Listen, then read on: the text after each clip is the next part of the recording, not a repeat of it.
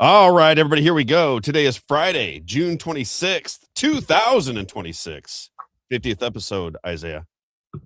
50, big 50, 50th episode. Do you believe it? 50 episodes already? Is that even halfway to possible? 100. It's fast. It's crazy. I feel like my camera moved a little bit. Let's see if I can get It's looking down at you again. I don't like when it looks down at me. You know that. Let me get over here. There we go. Everything seems a little off center today. I don't know what's going on. Everything was crazy this morning. I was Was running it the around. earthquake in Venezuela that got you? Too. Where is it? There. There, me. I like to be centered within my little book. You're a little more south in Florida, so maybe you got some of those earthquake effects there. It was raining, that's for sure. Oh, it's raining here too. It was raining. It was nasty. All right, we got a lot of things. Days might be good for Larry Evans. Yeah, and hail, baby. What do we got? Dr. E. Michael Jones on at 11. We got Twyla Braze at 10. We'll talk about that here in just a bit, but I want to get into this right away because I am always fascinated by the Q movement. What I'm fascinated by is how many people, I think it has seeped in their subconscious, right? To where when they see world events begin to happen, they start to make sense of them, even when to others, it doesn't really make a lot of sense. And I followed Q at the very beginning, Isaiah, and I was into it. I think I've told you this story before. So I think Q are the drops. QAnons are the people that study the drops and share the information and, kind of buy into what Q is selling. It is, I believe it's a military operation. This is what they believe. And that there's a kind of a secret thing going on here. And, the reason we're talking about it at the beginning of the show is X post by what's that guy's name? Bobby Sauce. Bobby Sauce. Yep. I don't know why he calls himself. Talking about Q and QAnons. He's talking about Q, and it just sparked my interest because I don't want to be disrespectful to Q people at all, but I am curious about Q, and I'm curious about the perception that Q has put into the minds of many, many people. So we'll get to that in just a second. Always remember, when we start the show, please like and share. Please like and share. It's the only way to beat the algorithms. It's not easy playing this game. So I just say, please, if you don't mind, like and share what we're doing so we can get the information out to more people and join in on the conversation. If you're somebody that has a strong opinion on Q, good or bad, give us your reasoning. We want to talk about it here before we get into the interviews. And again, at 10 o'clock, we'll have Twyla Braze. She's aligned with Alex Newman, and she wants to talk about real IDs and the effect of real IDs and what all that means. So we're going to get into that conversation. And then we have Dr. E. Michael Jones at 11. He's a fascinating guy, Isaiah. Do you know much about E. Michael Jones, Dr. E. Michael Jones? I was on when you were on the radio. I was on, I think, before him, and then you had him on after me. Okay. I just think the guy is he's fascinating. He's an author. He writes about the subversion of the Catholic Church, kind of explains from his view how we got to this position. Talks about human sexuality and how it was kind of organized to tear us away from the church, split the family. He's got all kinds of very brilliant, in my opinion, ways of viewing the world. So we'll bring him in at 11 o'clock today. But let's start with Q. Then we'll get into a couple advertisers. What's your take on Q, Isaiah? Let me start there. You understand it to a degree, I'm certain. I mean, you paid attention to the Q movement. Yeah. These people were going to the Trump rallies at the very beginning in 2016, 17. I began to talk about Q on my original podcast. And I don't know that I buy into it anymore. That's for sure. I understand why people do, but I'll tell you why I don't here in just a bit. But what is your opinion? Are you somebody who buys into what Q is selling? Not necessarily. I think that, this is my outwards opinion. I'm not in it, right? Mm-hmm. But from the outside looking in, I think it's awfully convenient to say, oh, I know it sounds like it's not working out, but just wait, it's right around the corner. I don't know. That just I've heard that a lot of times with many movements. I will say that it feels like you're being strung along. It feels like the thing that I would argue with I think they're QAnons, or maybe somebody knows. I think QAnons are the people that read the drops, they connect it to the drops, try to make sense out of these Q drops, and so forth and so on. Right? Yeah. So I gotta let everyone know there is an issue with Rumble, not us, but some issue with Rumble right now where the stream is not going to Rumble right now. You're Um, kidding me. live on Rumble right now. The video is not playing on there, and so um, nothing we did. It says it's all connected, all working on our end, and so go and join us on X or YouTube or Facebook, I guess. What a drag. If it Oh ain't yeah, one thing, it's another. I know. All Well, right. that's technology, you know. That's why AI is not better than humans. Somebody says, Anons, there is no such thing as QAnons. I don't even know what that means. So I thought QAnons were the people that kind of read the drops. That was my impression of what was Yeah, they're going on. the people that read the Q's drops, right?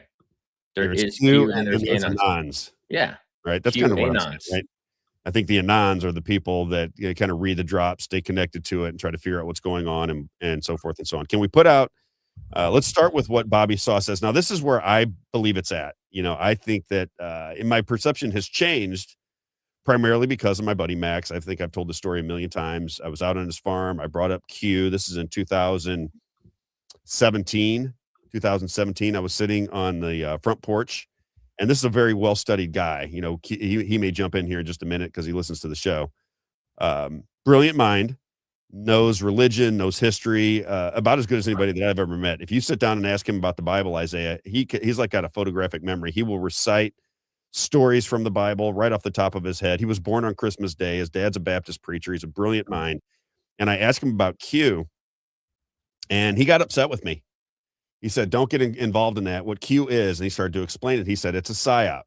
He goes, "The idea behind Q is that it's been done in the Bolsheviks used the trust the plan, and the Chinese long ago used trust the plan." He goes, "The reason they use trust the plan is to keep people from being organized, to have them be able to explain through little breadcrumbs and little innuendos and secrets and so forth, to keep them from moving when they see things that seem disastrous. It keeps patriots from really getting organized because they have the sense that everything is okay because there's a military operation going on, and all the things that you can't explain are because there's this big secret that's going to be revealed at some point."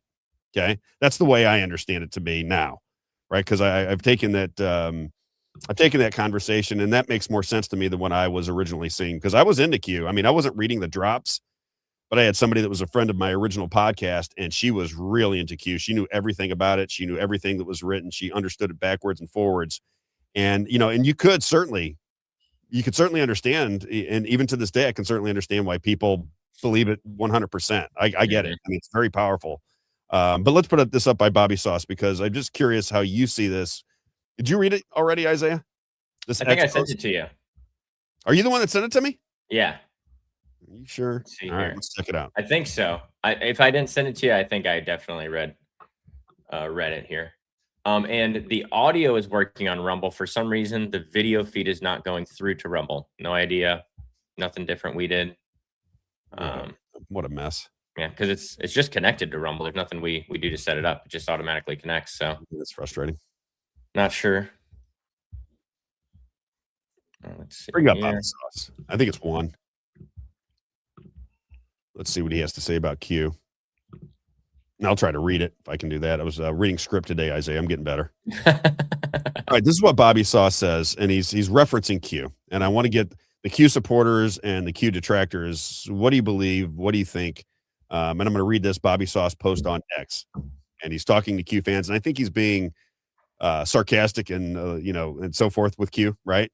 Yep. That's the way you understood it, Isaiah. Yeah. Here it is, Very. Bobby Sauce. I'm going to read this to you. It says, "If you can convince your supporters that bad things you've done are intentionally done in pursuit of a greater strategy that is never clearly stated or verified, you can keep them patiently waiting and permanently subservient in anticipation of a big reveal that never needs to materialize.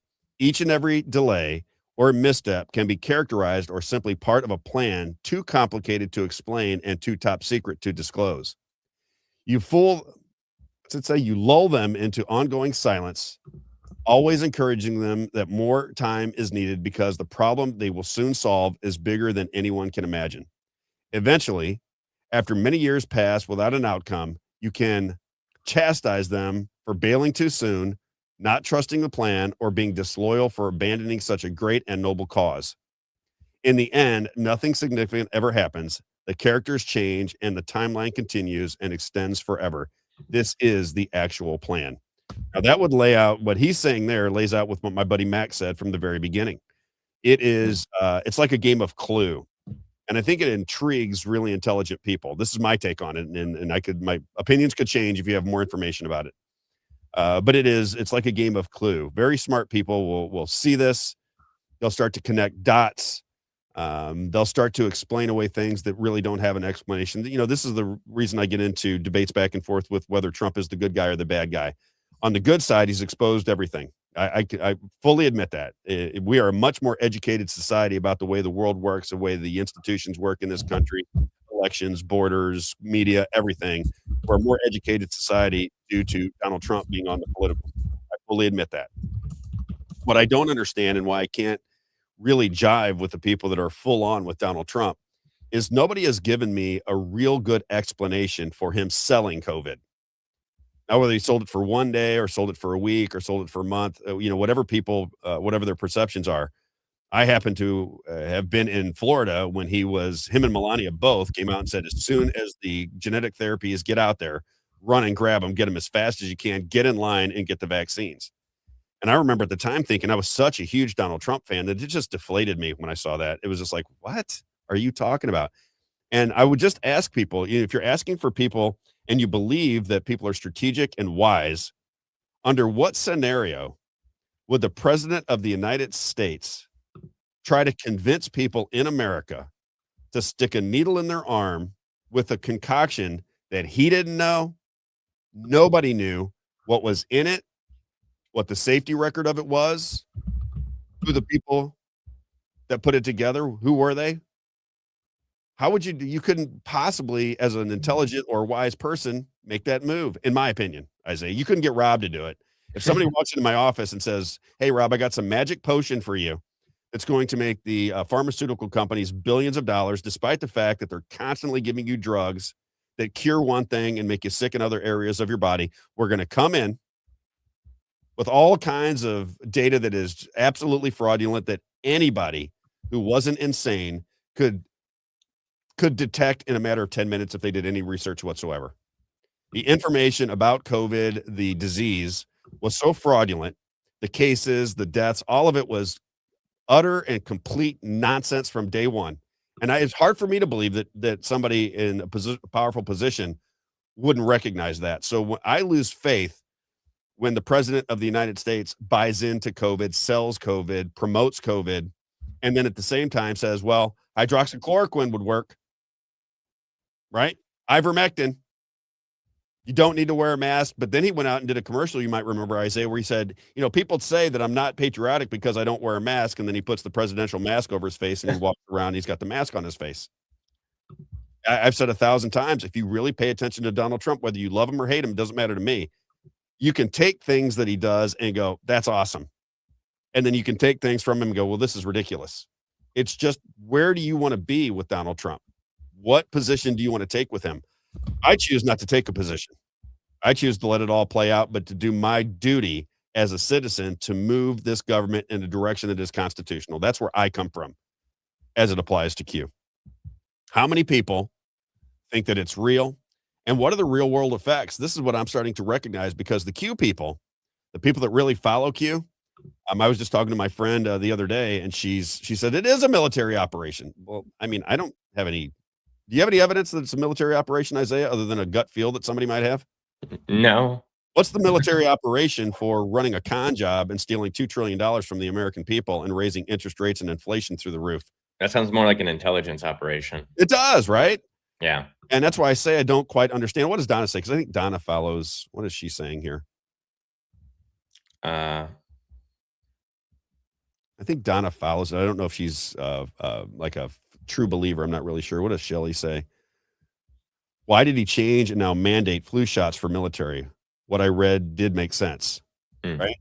I'm so perplexed by the Q situation that I think it is a reason that I have trouble having conversations with people that have Q is so it seeps so down into their soul that even if they knew that it wasn't true, all of the information that they glean from it makes it very difficult to have a conversation, because there's no logical sense to it other than a gut feeling they had because of all the information that they deem to be true that has influenced their perceptions. Does that make sense, Isaiah? I think Yeah.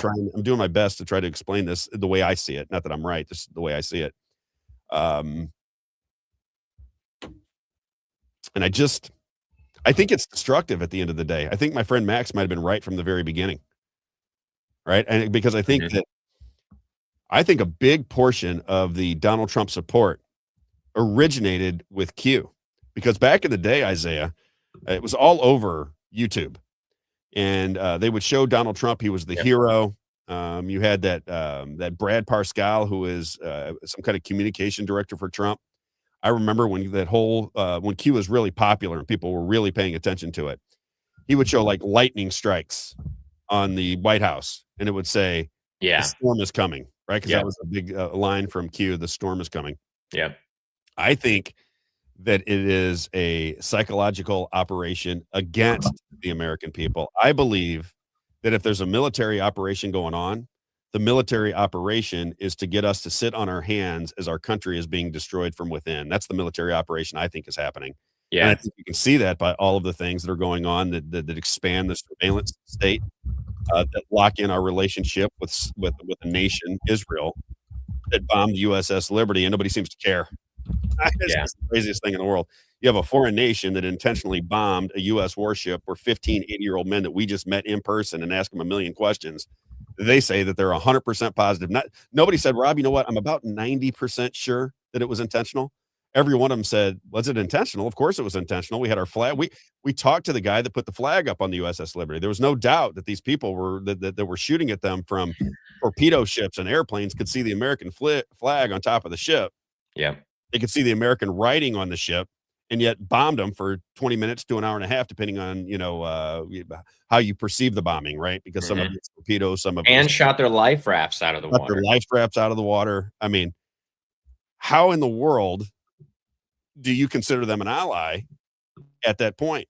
And, and again, Q on that particular, um, on that point, I believe this is Q, and somebody can answer this for me. I think Q said, "We're going to save Israel for last." Hmm. Do you know that? Are you aware No. of that? I thought I had seen something like that recently posted. All right, Blue Eyes, tell me what you got here.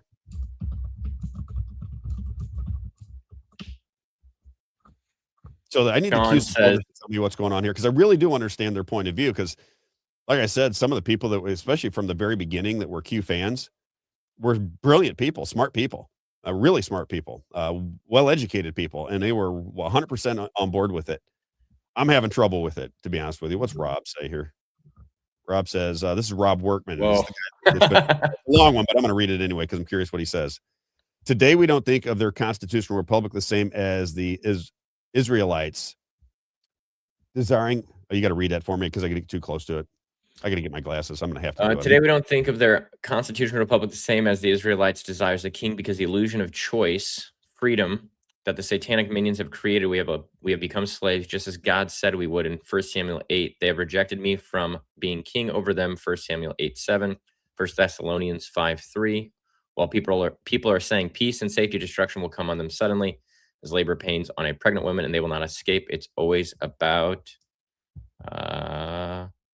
I don't know, PEA. Peace, maybe? Peace. I guess. Israel for last, not mentioned once. Okay, that's not true. I thought that was told that somebody told me that Israel was saved for last. Blue Eyes Open, I think, is a follower, and she says that's not true. Is that just a, because I mean, if you Google it, it says it all over the internet that Q did say that, but Yeah, that's what I'm saying, and I think that might be disinformation, that right? might be the, psyop right there. Exactly. Well, I think it probably does. You want to read that one for me? That's from Mitch. Yeah, leave you to be legit when the post first started coming out, which revealed things we may have never known otherwise. At the same time, it's revelation of the method. They only tell you what they want you to know for their own nefarious purposes. I view Q as a necessary evil at this point in time. All right. Okay. Hmm. Peace. Yeah, that's what I thought. I wonder another thing with Q. And I wonder how many people just don't even know anything about it, right? I think an older generation would know nothing about Q. I think it's primarily what 45 and under probably pay attention to Q. I don't think it's an older generation that's paying attention to Q for the most part. I think it's a younger group. And what kind of effect has it had on Trump supporters?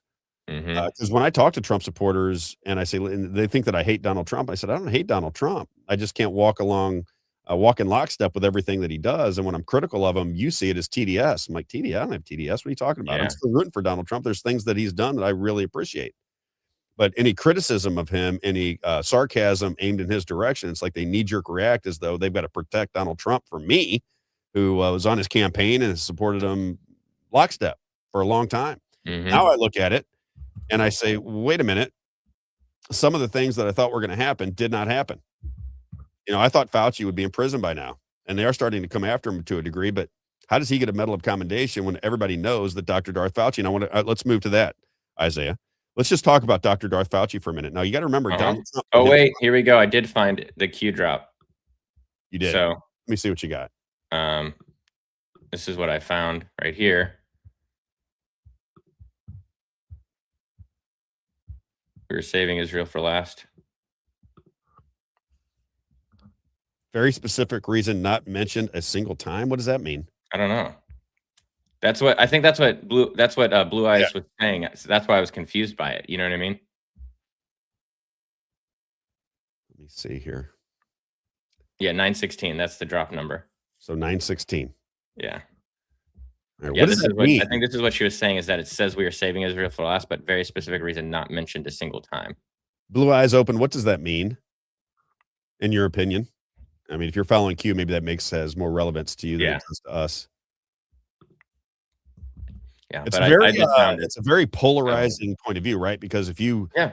are, dismissive of Q, or if you think Q is ridiculous and you call people Q-tards and this Oh, kind yeah, I of don't think we sometimes. should be dismissive of it No, no, because no. if it's real, you should pay attention, but even if it's an intelligence operation, you should pay attention, right? Either way it goes, right? Something's going Yeah, on, you need to pay attention to it. I don't dismiss it. I'm just my information and my way of thinking tells me that there's something more nefarious going on behind Q. I get the feeling there's something a yeah, little bit, I think it really does keep people that would normally be up in arms about things that are going on. I think subconsciously they go, don't stress. Donald Trump's in charge. The military's in charge. Everything's going to be okay. That's just my take on it. yeah. All right. What's he got here? Smart move passing the reading to Isaiah when there are words with three or more syllables. John, see, he's a hater, Isaiah. He's got the best comments every day, And we're gonna have every to day. block. How do we block him? We're gonna have to block him off here immediately. He just gets everybody. What does Jake say here? Okay, so that's so Blue Eyes Open is Jake's mother. Yes, She's more than welcome if you want to come on. He said we should get her on the show. absolutely. You can come on the show and explain from her point of view, and we'll Yeah, ask her some I'd questions. love to It'd be understand great. it too because like I said, I kind of was looking into it and I was like, "Okay, this seems like an intelligence operation. This seems fake." That's me personally. I'm not saying that, Right? It feels uh, that way to us. feels that way, right? Just because of history, I guess we could say, right? It's like the other intelligence Yeah, operations that we've laid out in the show or that we've gone through in the show. It just seems, I don't know, seems similar, I guess, is what we feel like. yeah. If you how do we get a hold of Blue Eyes here? Oh, I'll DM her on X. If you We can DM chat her on on. X, we can get her on. I'm always curious how convicted people are to Q. Right? Is this something that they really believe in? That they're studying on a daily basis? They're watching what happens and aligning it with Q. It does feel, Isaiah, like a horoscope, right? A Mhm. fortune cookie. That's the way it Mhm. feels to me. Yeah. Um, I remember Horoscope's a when, great way to say it. and I remember when at the very beginning, the reason I lost any kind of faith in it was, as I remember, maybe Blue Eyes can remind us, when Jeff Sessions was Attorney General,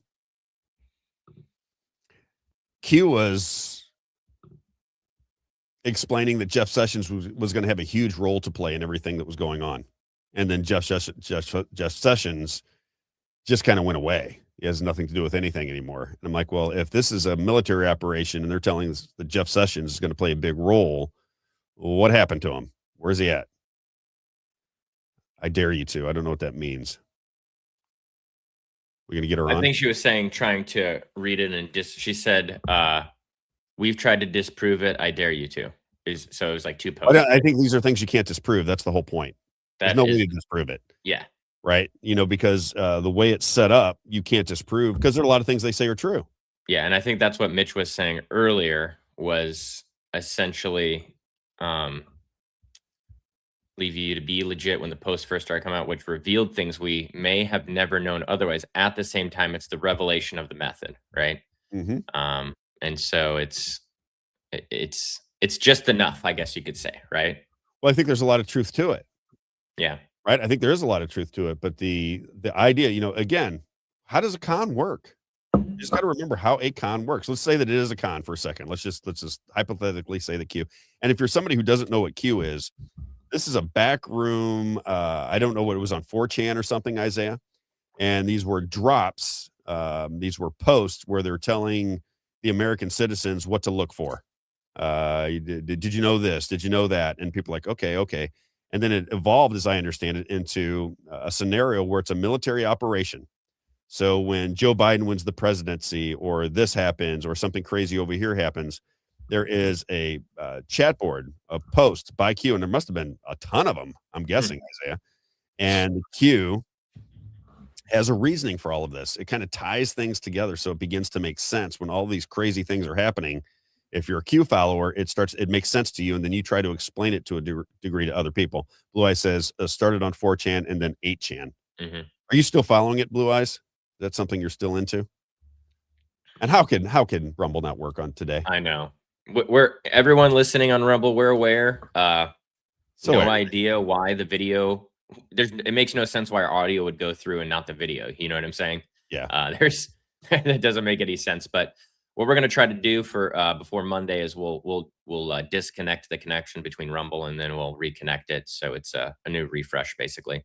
So Just like frustrating. we did with Facebook the other day, when it was disconnecting, so Mm. it'll get it all figured out, but it's just technology, guys, you know?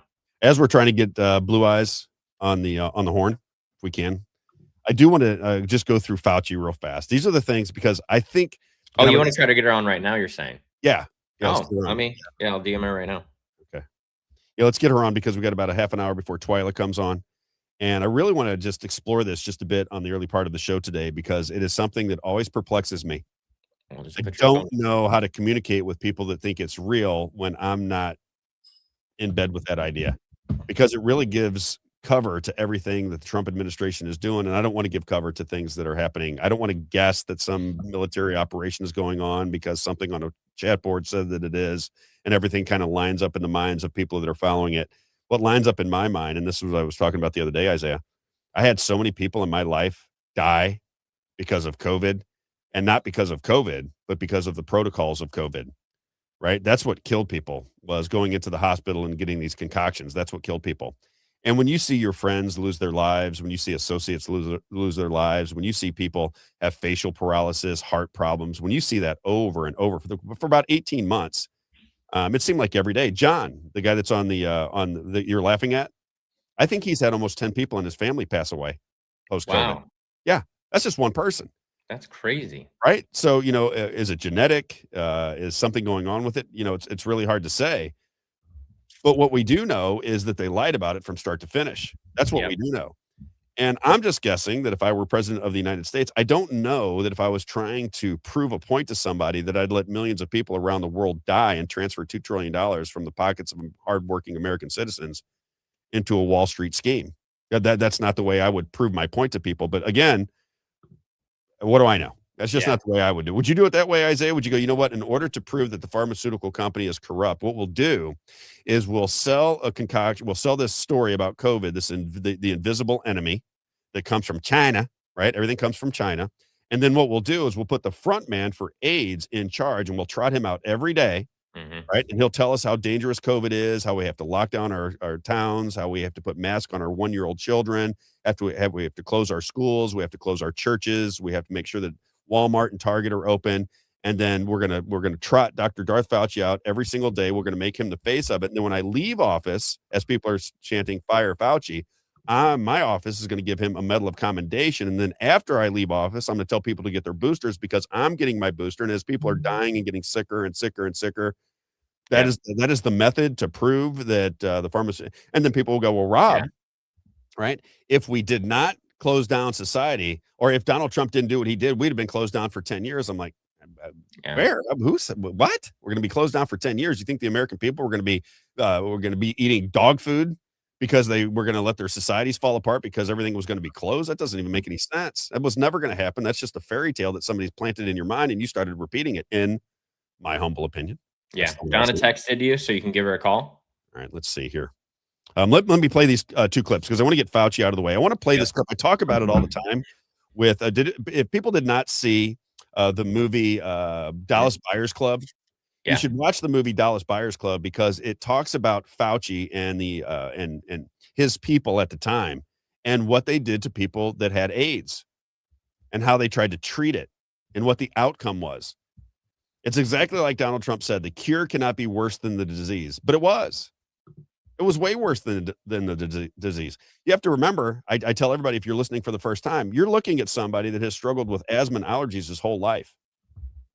I think I had 3 nasal surgeries. I've been in the hospital multiple times with asthma. I finally got it under control probably 10 years ago. I'm somebody that should, that if COVID was real, if COVID was as dangerous as they sold it, I'd be dead. Because I knew it was a hoax from day one, and I never stopped my movements. I never wore a mask. I never paid attention to COVID, even in the slightest form. I never paid attention to it. I knew it was nonsense from the very inception of the con job. And I continue to say, I'd be dead if it was real. You're looking at somebody that would have never survived it if it was as dangerous as they told us it was, as they were separating people from their grandparents. And all I know for certain is Donald Trump either believed it or didn't believe it and sold it. Either way it goes, that is somebody that needs to be questioned. Donald Trump needs to be questioned for that. And he gave Fauci and the Warp Speed team a medal of commendation as he was walking out the door. And then said it wasn't him that did it and has never been asked a follow-up question since. The whole thing is insane. Yeah. In my opinion. But, what do I got the Fauci clip ready. Number it's 2. 2 is the one I want to play. Yeah. Let's play 2 and 3 back to back, and just so we kind of, come full circle, and then I'll get Blue Eyes on the phone. Okay, give me 1 second. Let me get the third one pulled up here then. 2 is the Robert Wellner, because I think there might be 2 clips on there. We want to play the so you want to play the older one first and then the one of Fauci? Yeah, so this guy was somebody, that did not like Dr. Fauci. This is going on at the time of AIDS.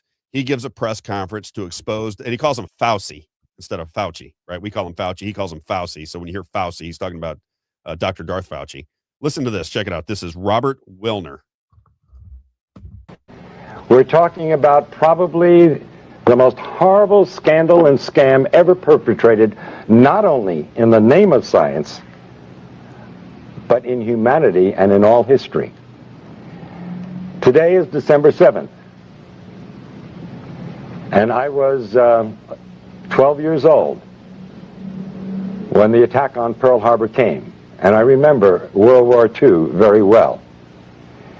And it's a very significant day today because I see an incredible parallel between what is going on in the so-called AIDS epidemic and what happened in the years preceding and resulting in World War II. The great lie of Hitler. It's amazing. I think he would envy the job being done by members of the National Institutes of Health and even the media, especially in this country.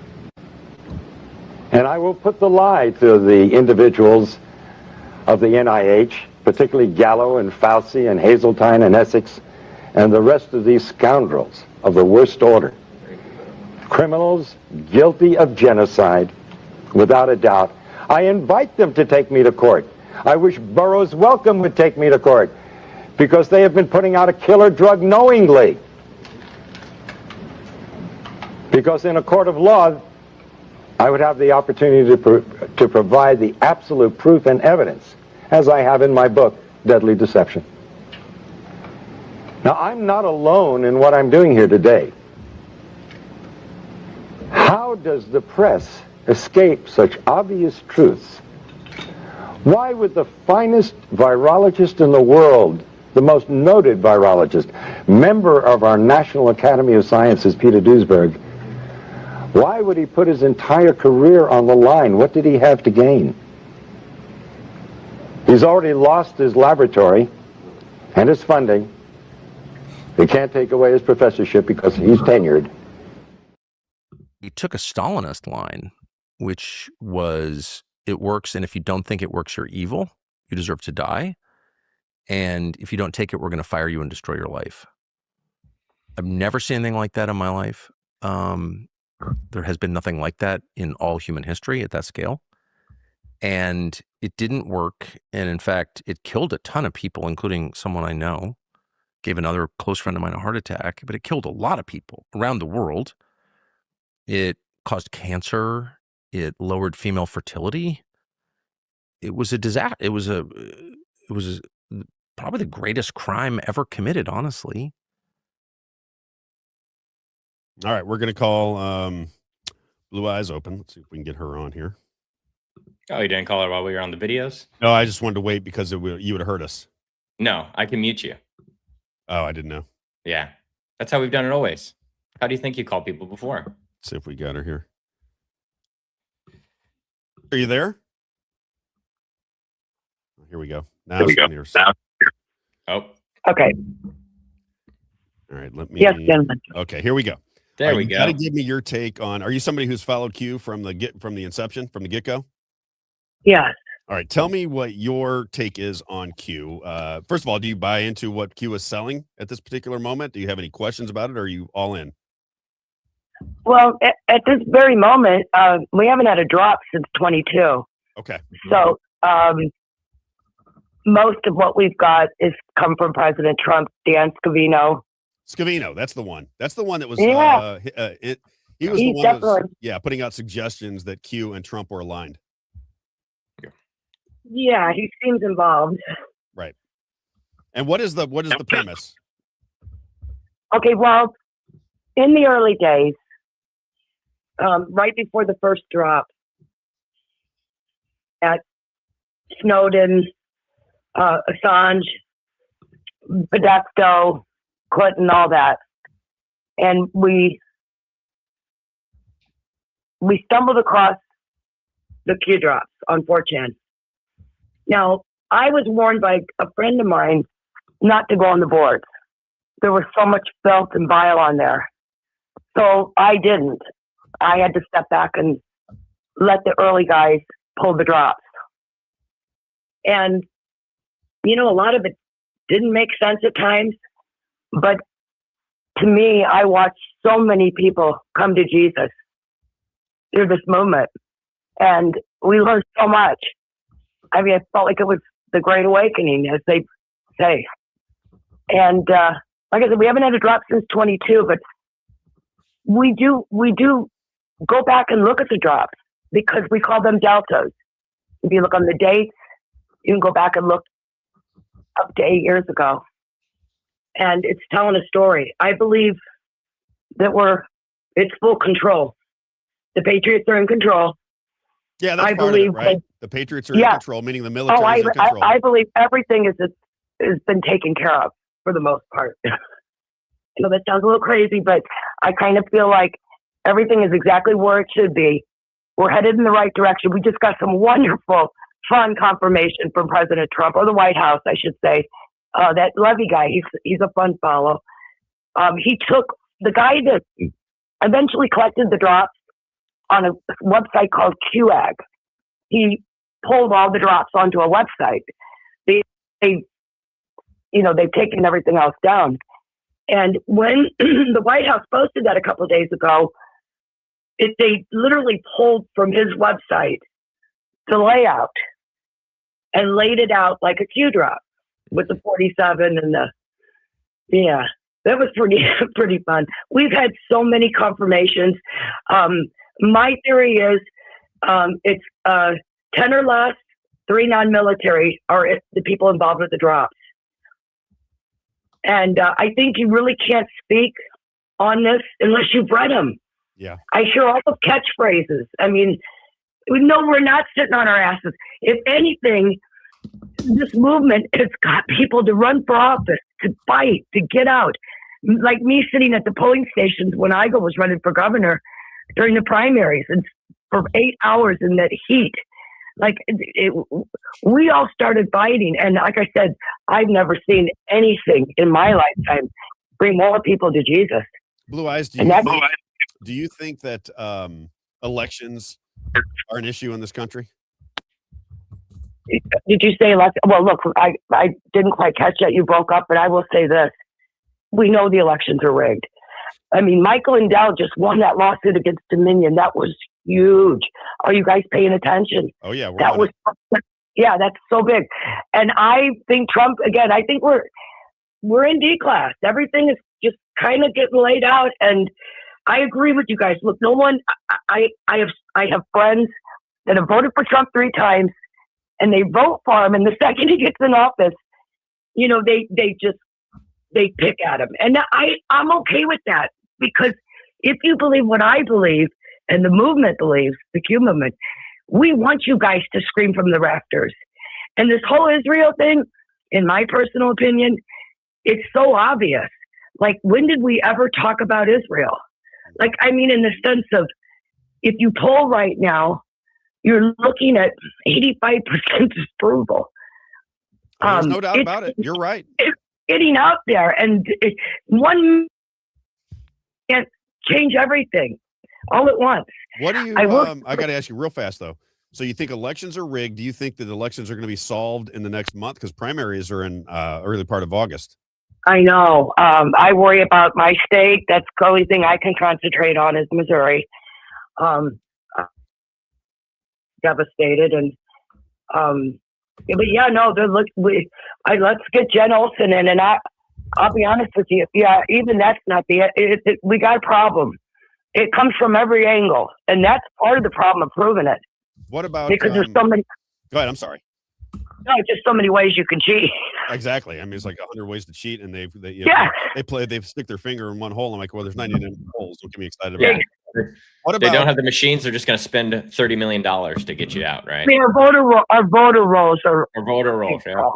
Blue Eyes. My mother's an English citizen, and they sent her Oh yeah. She's not an American, and they sent her a vote thing in the mail here. Anyway, I hear that all the time. I'm 100% on board with you there. The sticking point with me, with Trump and with Q, right? So these are two sticking points that I have not been able to leap. So my opinion is a little bit more nuanced than most people, right? They are in full commitment for Donald Trump. Most people, I mean, they question, but deep down in their soul, they're 100% on board with Donald Trump. And when he does something, they're looking for a reason to excuse it. That's the way I see it.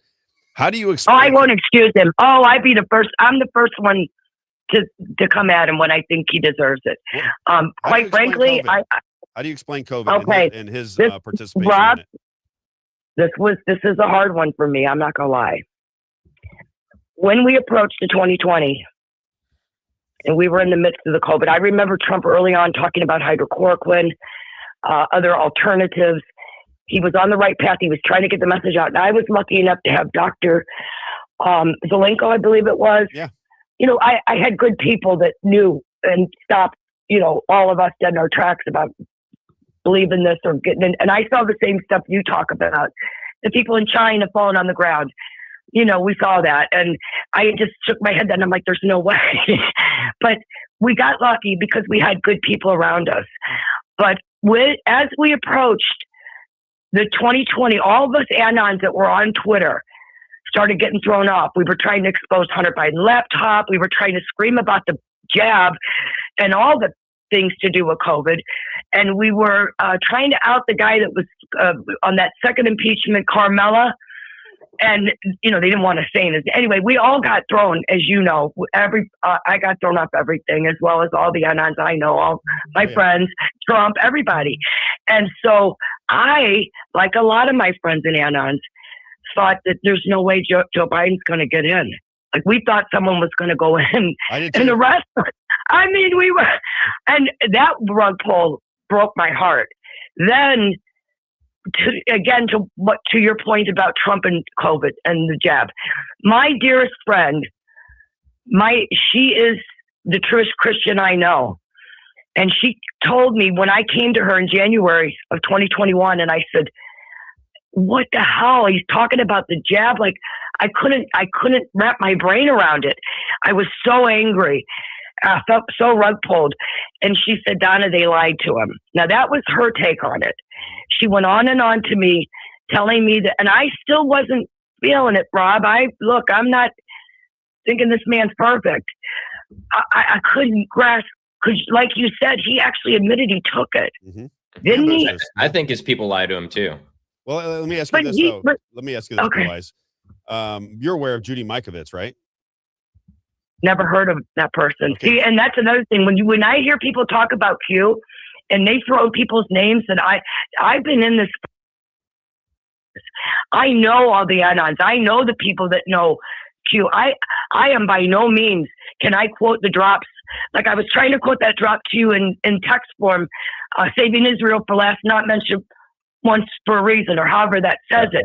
I typed it wrong because it come off wrong, but I'm no expert. I don't memorize it like so many of my friends. You know, they know the stuff, but I got to get three questions up because we got a guest coming on in 8 minutes, and I want to get through this with you real quick. So one of our listeners says, Rob, please ask her what she thinks of Derek Johnson. I know the name, but he's not anybody that I'm in the movement. Mm-mm. I know that name. I think he's one of those guys that says that there's a military operation going on. He kind of ties everything together. It is. There's no doubt it's a military operation. Okay. It's so obvious. Okay, so that's one. And then Judy Mikovits. The reason Judy Mikovits is important is Judy Mikovits was somebody who worked with Dr. Fauci.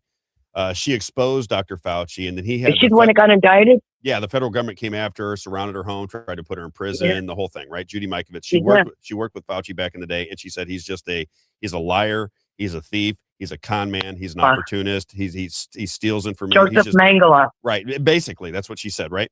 Well, she happened to meet with Donald Trump through friends of ours when I was doing my original podcast. And when we went to the Trump administration, remember Jenna Ellis, who came out and said the elections were stolen with Rudy Giuliani? Remember Jenna Ellis? If you don't, Jenna Ellis. Oh, I do. Okay, so I'd like to. Yeah, exactly. So we went to her, and she was working for Trump at the time, and to stop the steal. Yep, Judy Mikovits was meeting with Trump at the time and telling her all about Dr. Darth Fauci. She has done many interviews. She's all over. She talks about Dr. Darth Fauci from the beginning. So I know through her and through associates that Donald Trump got the information about Fauci in the middle of COVID, and it didn't stop anything. It just kept ratcheting up. It kept going further. Yeah. There's two theories that I lay my heart on at the moment until I figure out exactly what the truth is. One is what my dear friend said to me about he was lied to. And the other one is there's several accounts, but Drago, I think it's Drago, he spelled out what the plan was, the COVID from going back to 14, which is why Fauci has that pardon that far back. And the plan for COVID and putting us basically in lockdown. I guess at this point, I see both sides of what my friends are saying. And I have to stay right in that spot until I find out exactly what the truth is. Because I've heard so many. Look at John Rich. He came out and said right in front of President Trump when he asked him why they were booing him in the 2024 rally. And John Rich told Lindsey Graham something. I remember, yeah. And said, you don't know? It's killing me. It's like, so I don't know, Rob. I can't answer that one. That's the one that stumps me. It's bothered me. Yeah, and that's why I'm okay with people criticizing the movement, criticizing Trump. I'm always I understand, and we want y'all to scream it from the rafters because it helps. If it's exposed, it can get fixed. I'm kind of like Mitch and Isaiah. Either way it goes, I think it's ultimately good because it opens up conversation. What do you think of, do you pay attention to X22 Dave? Do you pay attention to him? Well, I did. He was an early on anon that I followed. I actually met him once. He's hysterical. He's a funny guy. He's really good. Yeah, I did back in the day, like early on. He was like I was reaching for everybody. But it's been many years. I still follow them, but I don't really follow them, if that makes sense. Gotcha. Okay. All right. Yeah. I got to leave it there because I got just a couple things I got to knock out before we bring on our guest. Always good to hear you. Thanks for staying in the chat. I love what you have to say. Yeah. Yes, thank you. You guys have a blessed weekend. You too. You too.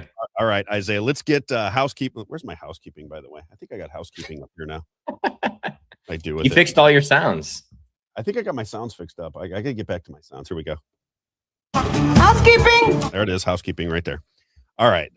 David Wassinger goes out onto social media and he's talking about the Missouri spending problem. All right. Now, you got to remember that the establishment Republicans continually come after people like Rhino Watch, Act for Missouri, People's Lobby Missouri. They're constantly saying that we're black pillars, we don't understand the legislation, we're against everything, and so forth. David Wassinger out on social media. This is the Lieutenant Governor of Missouri. It says storm clouds are brewing over Missouri's finances. We were just downgraded by Moody, by the way. Storm clouds are brewing over Missouri's finances. Since 2022, more than 3,000 new spending items totaling nearly $13 billion have been added to the state budget, most of which are pet projects driven by lobbyists, special interest, and career politicians. Well, that's what we're saying, right? So I guess they think the lieutenant governor is a kook. This is what we're saying. We're saying we recognize what you're doing here. We think you have too much power because you're not doing very well with the money. Yeah. And they call us crazy for even suggesting it. I don't know how that's crazy. It seems relatively obvious to me. Rob, we're communists. We're funded by Swiss billionaires. Exactly. And then Thomas Massey put out 2 posts that I think are very interesting. I want to play both. I want to show both of these, Isaiah, if you don't mind. Yeah. The first one is about just the narrative that we better watch out for communism, right? I'm somebody who thinks this is just not real. Not that it's not something to be concerned about. Anytime there's authoritarian government, you have to be concerned about it. But I see it more of a political move more than a realistic move. The Republican Party, and this is Thomas Massey, right? It says Republicans decrying communism involvement in the Democrat Party just looked the other way when the administration nationalized ownership of these private companies. Intel, 10%, MP Materials, 15%, Lithium Americas, 5%, Trilogy Metals, 10%, U.S. Steel, golden share. He's explaining what I was talking about yesterday. Our government right now is getting into private industry. Our intelligence agencies are being funded by private industry. The DOD was behind COVID and the rollout of the genetic therapies they relabeled vaccines. You're getting authoritarianism from the right now. They're taking your liberties away from you right now. They're building AI infrastructure so they can monitor every move that you make with their flock cameras right now. They are passing 702 warrantless searches on American citizens right now. They just passed a bill that allows the government or any entity to shut off your car if they want to. They're doing that right now. It's for your safety. That's for your safety, of course. So what do?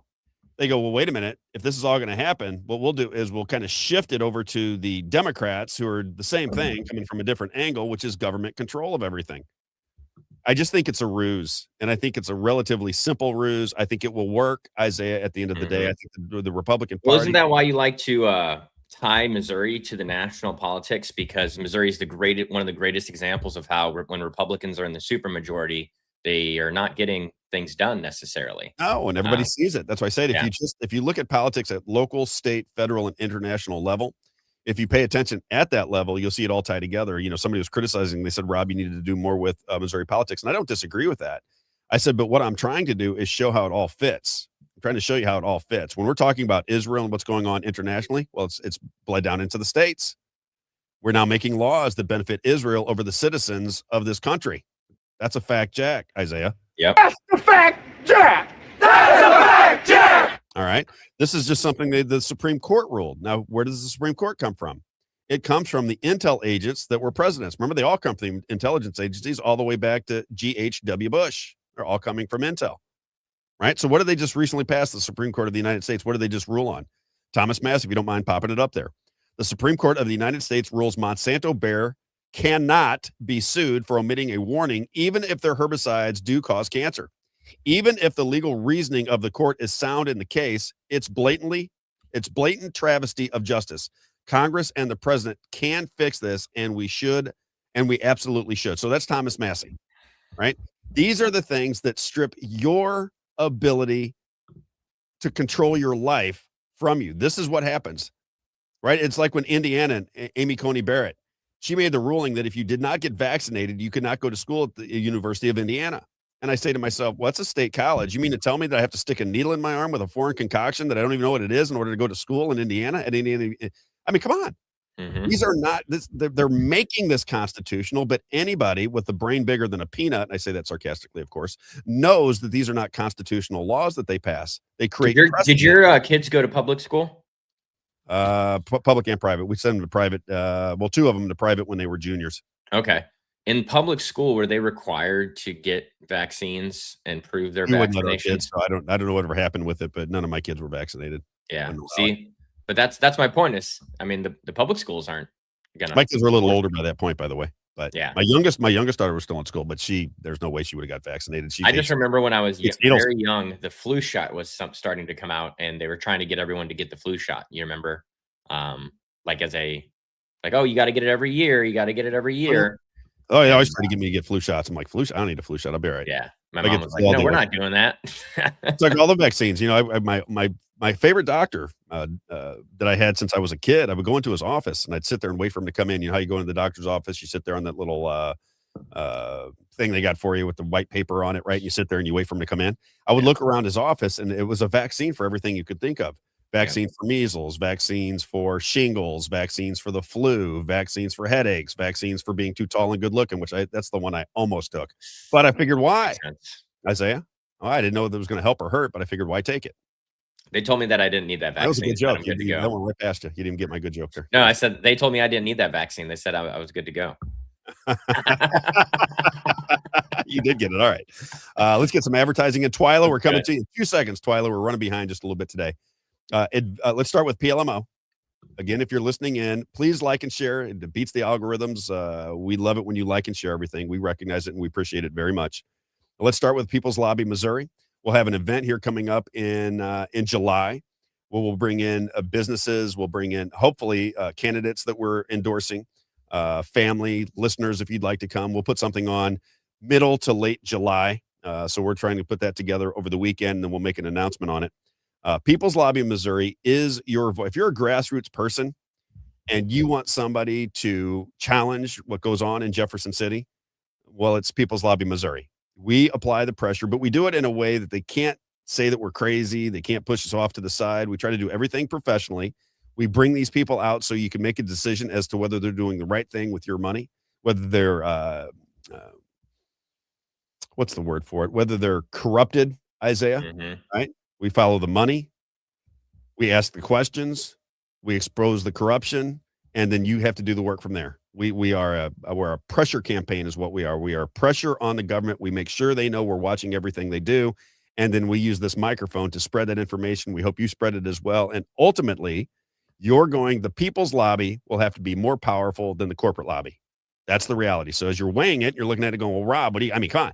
What are you going to do? These people got control of everything. I just say it's very simple. If People's Lobby, Missouri can compete with the corporate lobby in Jefferson City, we'll win. If we can't, we won't. And this may take 6 months, may take a year, may take 2 years. But if you sign up and you donate for People's Lobby, Missouri, I promise you the money goes to creating a marketing / pressure campaign on the people that we're watching with a very close eye so that we pay less taxes, have more freedom and more security in the state of Missouri. Advanced Wellness, MED.com. That's my good friend, Dr. Helen Gelhart. Again, if you are concerned about cancer, the earliest cancer detection test available. So if you're somebody who has to worry about cancer, if you're getting to that age, you're like, I just would like to know, I want to find out. You got to get a hold of Dr. Helen Gelhart. You can reach her at 314-576-0094. She likes to say, feel, think, look better, live longer. Again, as we say every day, I got to remind people because people don't like to make the call sometimes, Isaiah, and they need to.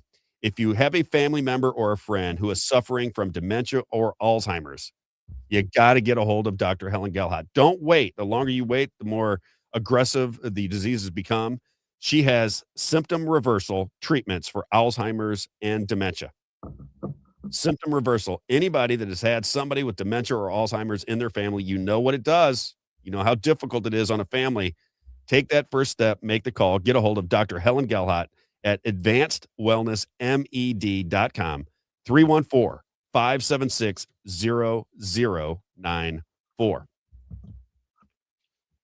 Rack Custom Coatings. We bring up Rack Custom Coatings. Let's get 3 out. Let's make sure we take care of our people here. Rack Custom Coatings, there they are. This is our friend Rich McQuay. He does industrial space flooring, garage flooring. I think it looks spectacular. It's inexpensive, and it just really improves the look of your home. If you are somebody that has nice cars or has a nice home or has the means to redo your floor in your garage, I can only tell you what it did for me. We did it. We had a 4-car garage back in the day. We put this flooring down, and we absolutely loved it. Every time I opened my garage door, it was like, wow, that looks beautiful. Different than when you got the funky floors with the oil and everything on them. If you're interested in better flooring for your garage, or you're somebody who makes decisions on industrial spaces, you got to get a hold of our friend Rich McQuay. Locally owned and operated, family owned since 2001. As he likes to say, we install industrial strength, long-lasting coatings built to handle anything your home or business can throw at them. And from garages to commercial spaces, Rack, R-A-K Custom Coatings, delivers tough, beautiful finishes that last. Where quality meets craftsmanship, Rack Custom Coatings, 636-398-5040. And then finally, joneswater.com. Joneswater.com. Again, if you're drinking tap water in this day and age and you're not getting your water filtered for your home or business, I don't know how you do it. I really don't. I could not imagine drinking tap water anymore. I just got to turn it away when somebody hands me it. I look what's in it. I can kind of see the funk in it, right? Versus filtered water. Oh, yeah. Sometimes it's brown. Get some rust on it. Not good. You should not be drinking tap water in this day and age. Joneswater.com for all of your air and water filtration needs. He said, Rob, make sure that if you're in Florida or you're in Missouri, that you got to take a look at the dehumidifier system for your home. He said it saves you on energy costs. It cleans up your air. I don't know if it cleans up your air, but it takes the humidity out of the air. Air and water filtration systems from joneswater.com, 636-899-1040. If you want to do business with Everett, which I suggest you do because you'll be the filter or you'll buy the filter. Doesn't matter. You're going to be the filter or you'll buy the filter. If you want to do business with Everett in Missouri, St. Charles County, Lincoln, Franklin, Warren, St. Louis, and Jefferson. If you go to the east side, it is Madison, Monroe, Jersey, and St. Clair. Joneswater.com, joneswater.com, 636-899-1040. All right. Let's get to Twyla. Twyla has been highly suggested to me that we bring Twyla on, so I have not had a conversation with Twyla yet. So welcome to the show, Twyla. How are you? Well, I am glad to be here. Thank you so much. I'm sorry for that. We ran a little bit behind. We're talking about things we got caught up in, and I looked up. I'm like, oh my gosh, I'm going to run out of time. So I apologize greatly. No worries. First question is, I was told that you had been studying the Real ID controversy because that is where you have to have an ID to identify yourself. A lot of people think it's going to be tied into currency. It's going to be tied into a government lockdown or a government oversight of just about everything that the American citizen does, which is where I think the world is going. I assume you probably have some concerns about it. Tell us about Real ID and how it ultimately works. So first of all, we're leading the charge to stop Real ID. And this has been one of our things since 2009 when we first discovered what was going on. The Real ID is a national identification system imposed by the federal government. When it was originally imposed and the state governments figured it out in probably 2007, 2008, 2009. At that time, they said no. A lot of states said no. They passed laws against it. They passed resolutions against it. They said that it was a usurpation of states' rights, a violation of the states' rights, that the federal government could not take over identification in the country, could not take over control of driver's licenses. And so it kind of sat there for about 7 years until Obama came out in 2015, at the end of 2015, and from the rooftop said, if you don't have a Real ID next year in 2016, you won't be able to fly. Now, that's the first time that the national media picked it up, heralded it across the country, and scared the American people, as well as their legislators, because the American people started talking to the legislators and saying, hey, fix this problem. I need to fly. I have grandchildren to see. I have winter homes to go to. I want to travel to Europe. I want to be able to fly. Now, nobody told all of these people what the Real ID really is. And so they still today, lots of people have one in their pocket. It has a star on it. In most states, it's a star. In Washington State, it's a flag. And they just think it's a driver's license, a state driver's license with a star. And they think it just has added security features. But the fact of the matter is they no longer have a state driver's license. What they have instead is a federal ID under control of the federal government and part of a federal law, the one that the state legislatures originally said, no, you can't do this to us, right?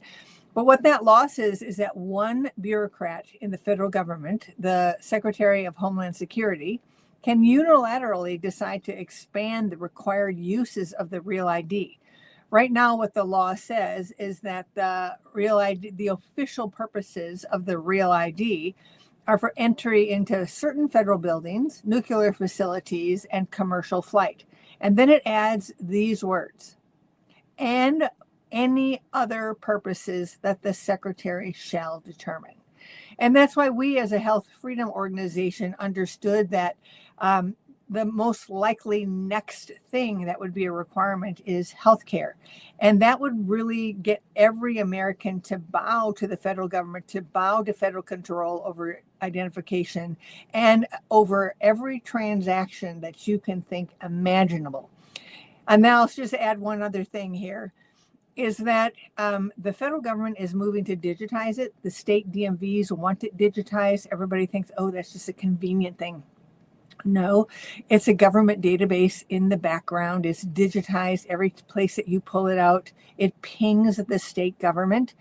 And then they can just shut it off. If they want to, they can just shut off your ID and then you have nothing.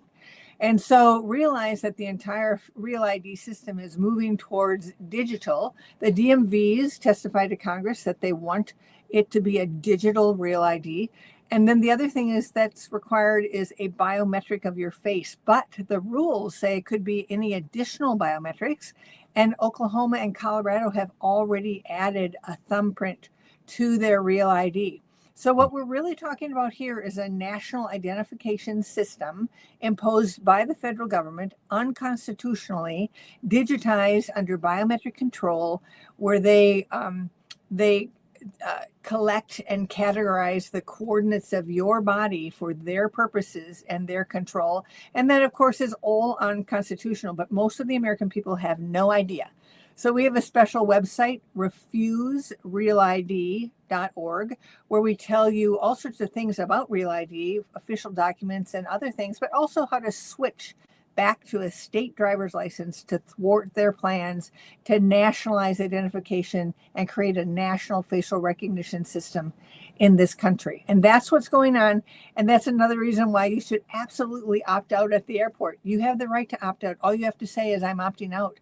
Don't build their national facial recognition system when you fly. Say that you're opting out.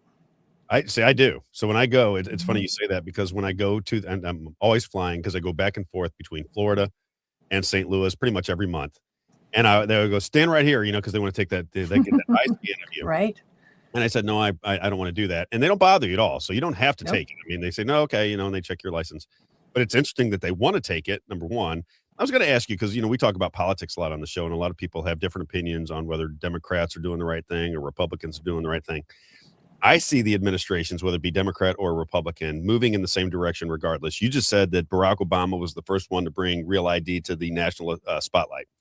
Well, under the Trump administration and Kristi Noem, every time I would go to the airport in Florida, I'd see Kristi Noem on every single monitor going, get your Real ID. You got to get your Real ID. And it was like everywhere you went in Florida, all of the monitors the entire time you're there, especially when you're standing in line to go through the, through the check where the TSA really gives it to you.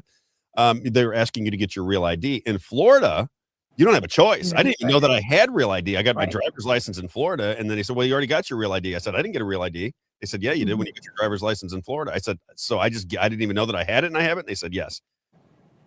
It's unbelievable, right? They don't even tell you that you're doing it. You're entered into a federal system that you didn't ask to do, which I agree with you is unconstitutional, yet they just do it. In 5 states, they have decided that you have no option. Florida, Florida, Mississippi, Texas, Georgia, and Wyoming. And then there are several other states who the DMVs have just decided you have no other choice. But in those 5 states, it's by law that you have no other choice but a real ID. And we do encourage people in those states to ask the question. Just go to the DMV and ask the question. Say you want a state ID, a state driver's license, not the federal ID, and then see what happens, and then tell us what they say. But you should also ask your governors and legislators in those states, tell them what this is. They don't know either. I mean, this is a whole new cast and crew of state legislators since, 2007, 8, and 9, when those legislators said no and they realized what was going on. This new cast and crew of legislators probably have no idea, just like you have no idea, what the real ID really is. And it won't keep terrorists out of the country. We did a legal analysis, had the former Solicitor General of Louisiana do a legal analysis of real ID. It's on our website. And, it won't keep terrorists out. They all had official documents. It won't keep people out of the border because there's 19 states that allow illegals to have driver's licenses. It won't do all of the things that people say it will do. And even even Homeland Security sent paperwork into a court filing in New York, I think it was. And they said in that court filing that the real ID is not sufficient to prove identification. And so if you look even at the SAVE Act that's out there installed, right? But if you look at it, you'll see that the identification that's allowed, the only real IDs that are allowed to register for voting in that bill are the real IDs that are enhanced driver's licenses. There's only 5 states that issue enhanced driver's licenses, and they're all at the northern border because it allows them to go, it works essentially as a passport. It allows them to go between the United States and Canada, and those real IDs that are an enhanced driver's license, they actually designate citizenship. Everybody else's real ID does not. And that's why the SAVE Act only allows those 5 to even be allowed for registration. So what you can see here is that everybody knows that the real ID is not sufficient for identification. And yet that's not the purpose. The purpose is to move us all into a national identification system under control by the federal government that can just shut it off, that it can be every transaction you can imagine. In every country that has a national identification system, like in India or all these other countries, I'm on a news site that is always talking about all these different countries with national IDs. Well, they need it for everything. They need it to vote. They need it to pay their bills. They need it to go to the doctor's office. They need it for everything. And if they don't have it, they're a non-person. And so this is not what we should have happening in the United States. And this is because the American people are unaware. And as our campaign has emerged, we can see some concessions from Homeland Security. If you go to the airport now, you no longer see the signs that say, be your real ID self. Now what it says is it asks you to have acceptable identification because they now realize that not everybody's going to get a real ID, but everybody who has one needs to get rid of it if they can. And everybody who doesn't have one needs to make sure that they don't get one. So we're working with state legislators across the country to have bills that give you always the right to have a regular non-real ID identification in the state. And in Arizona, both the House and the Senate actually passed that bill, a really great bill. Really? But veto queen Katie Hobbs. Oh, okay. No. I was going to say it would never get through. So Katie Hobbs, but there were 3 Democrats. Remember her famous line when she was running? I quote her all the time. They were asking Carrie Lake was asking for debates, and the media kept asking her about debates. And you got to remember, she was running the elections. Right. She was the Secretary of State. She was the one organizing elections that she was running in for governor. And they kept questioning her about debates. And she said, the debate about debates is over. I love that. But the debate about debates is over. I got to ask you, how in the world does this pass the 10th Amendment? I mean, it doesn't make any sense to me that you would have a national database of federal ID. That goes against the 10th Amendment, the way I understand the Constitution. So how in the world can this, how can it even happen when it's such a blatant assault on the 10th Amendment? I don't understand how some of these things get done. Well, Two things there. Just a little bit about the database. But one more thing is there were 3 Democrats that voted for those bills in Arizona. 1 in the Senate, 2 in the House. Just FYI. But regarding the database, it's not as simple as a federal database. What they're doing is they're using the states. So they agreed that they could not force the states to do this, which is why until Obama did that and states started to comply, they could actually do nothing. But now what they have is the state legislators have all brought their laws into compliance with the federal Real ID law. All the DMVs have their own databases, but here's the kicker. In the state of Mississippi, there is a database called SPECS, and it's a state-to-state exchange system, and it was set up by AMVA with federal funding. And AMVA is the American Association of Motor Vehicle Administrators, essentially the heads of all the DMVs, and not only in the U.S., but also in Canada and a few other parts that are outside the U.S. Anyway, when you go to get a driver's license, let's just say you moved from Florida and you went to Colorado, for example. Colorado would tap into the SPECS system, which is in Mississippi. It's a pointer system. It would put your name into the pointer system. The pointer system would point to Florida, and they'd see, oh yeah, he's got a Florida driver's license. Because according to this system, they say 1 driver, 1 license, period. But, you should be able to have a license in every state, right? This is something that they have pushed the states to do, to only allow you to have 1 license. And they're doing it with SPECS. And because AMPA has testified to Congress that they want a real ID and a digital real ID for all, it is the SPECS system that is letting everybody in the country funded by the federal government have only 1 license, and this all be coordinated, but not necessarily in a single database, but in like a hub and spokes across the country. Very interesting. Do you see the whole thing starting to take shape? I talk about it on the show all the time. That's probably why you and I would have a great conversation. I see a tech trap being built for the American people that they don't recognize as happening. And I think it's happening underneath the covers. It's happening very slowly. You kind of see, it's like when you have multiple different data points, and they're all separated in the eyes of everybody. They're looking at, oh, that's one thing. But if you're looking at the totality of it all, I say it over and over every single day, Twyla. I'm sure you're not listening to the show every day, but let me lay this out and you tell me if we're seeing things through the same lens. Number one, the government of the United States just allowed for kill switches in the cars of Americans. Mm-hmm. They're building AI data centers that no citizens want, yet they're shoving them down your throat so that they can not only monitor, but they can store data on every man, woman, and child from now until forever if they so choose. You have flock safety cameras going up all over the country. And to your point, when you say legislators don't know, I was just talking to Isaiah. He's an alderman here in Missouri. And he said he was talking to somebody yesterday, and he was talking about flock cameras. His town doesn't want them. And he said the person he was talking to, who is a government official, had no idea what he was even talking about. Incredible, right? So you got flock safety cameras, you got the AI data centers, you got the 702 warrantless searches, you had the borders that were open for the last 50 years. Now they want real ID, right? They're going to soon want your ID to get on the internet, right? Because they're going to combat porn. They don't want kids to see porn, so therefore you're going to have to, when you get on the internet, you're going to have to show an ID to prove that you're above a certain age. You see all of these things beginning to take shape, all coming together at one particular time. As I say, it's like they're building one bar of the prison, then the second bar of the prison, then the third bar of the prison, and you're sitting there watching them build this prison around you, and nobody wants to accept it. Nobody wants to acknowledge it. And I just have a feeling that at some day the prison door is going to lock, and we're going to be stuck in the middle of this thing, and technology is going to take over, and we're not going to have anybody to talk to or complain to. That's what I think is getting ready to happen over the course. I don't know how long it's going to take, but do you see that? Am I a conspiracy kook? It could be, but do you see that happening?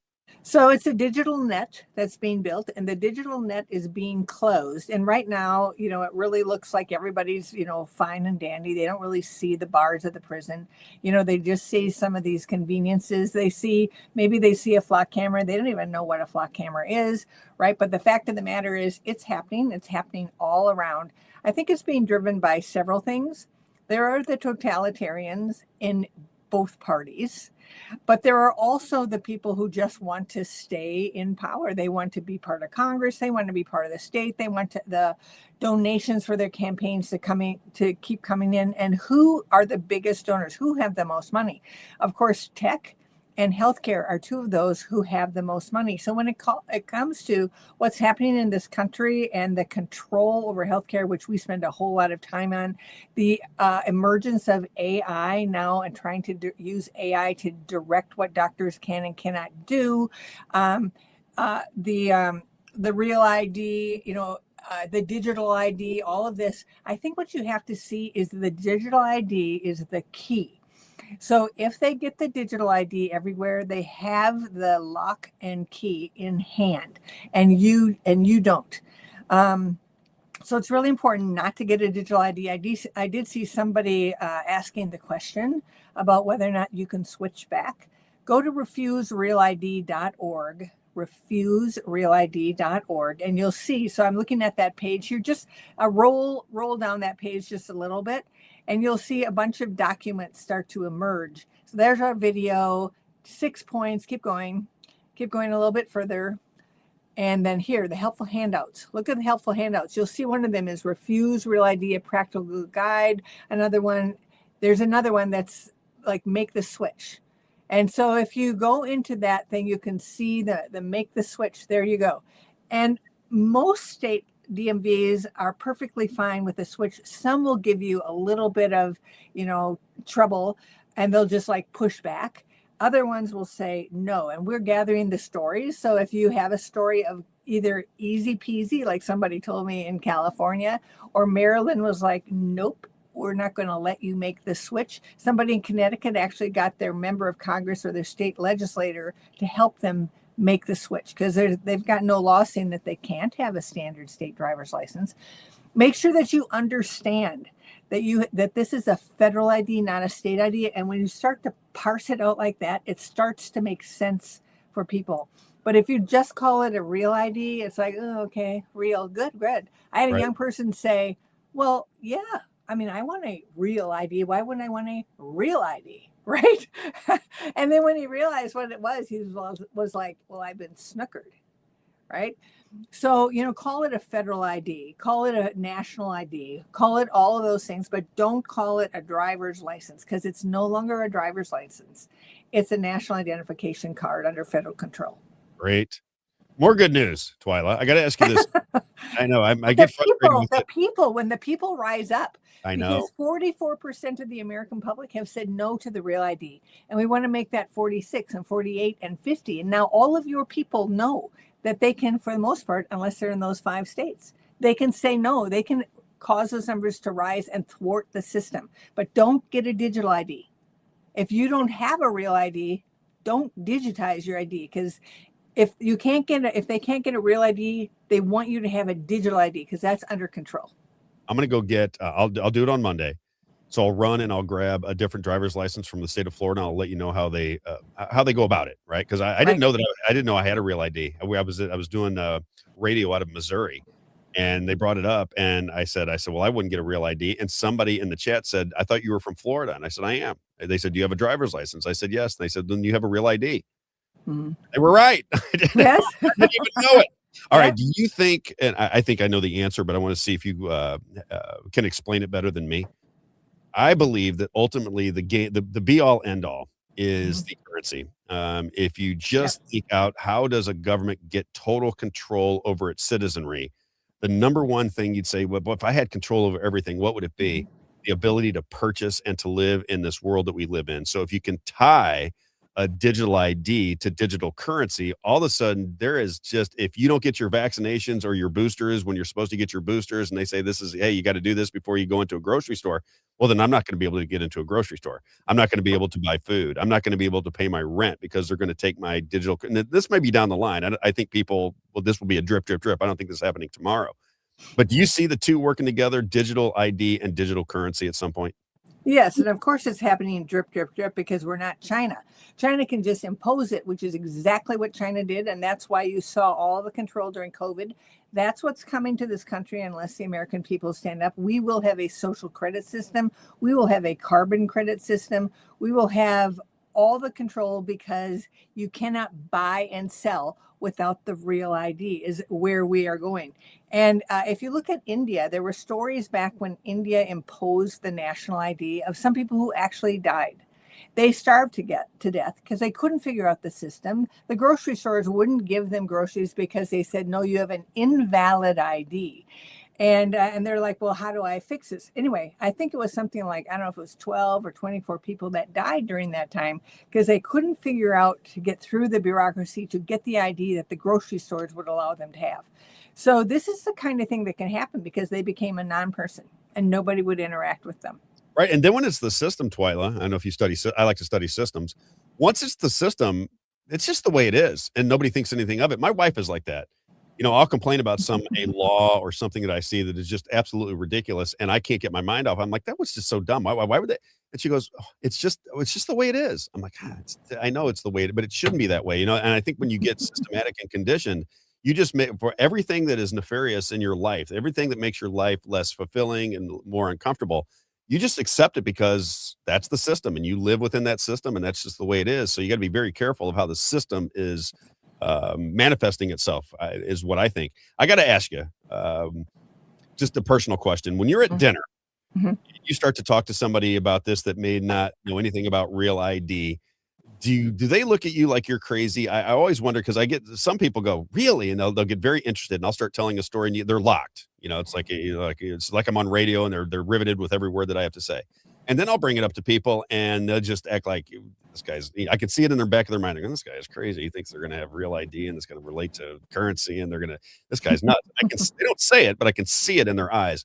Do you get that same kind of thing when you explain the dangers of the system we're moving towards? Do a lot of your friends or people or associates or just people that you meet one or two times, do they look at you like you're crazy? They don't look like I'm crazy because I have these statistics and they have nothing, right?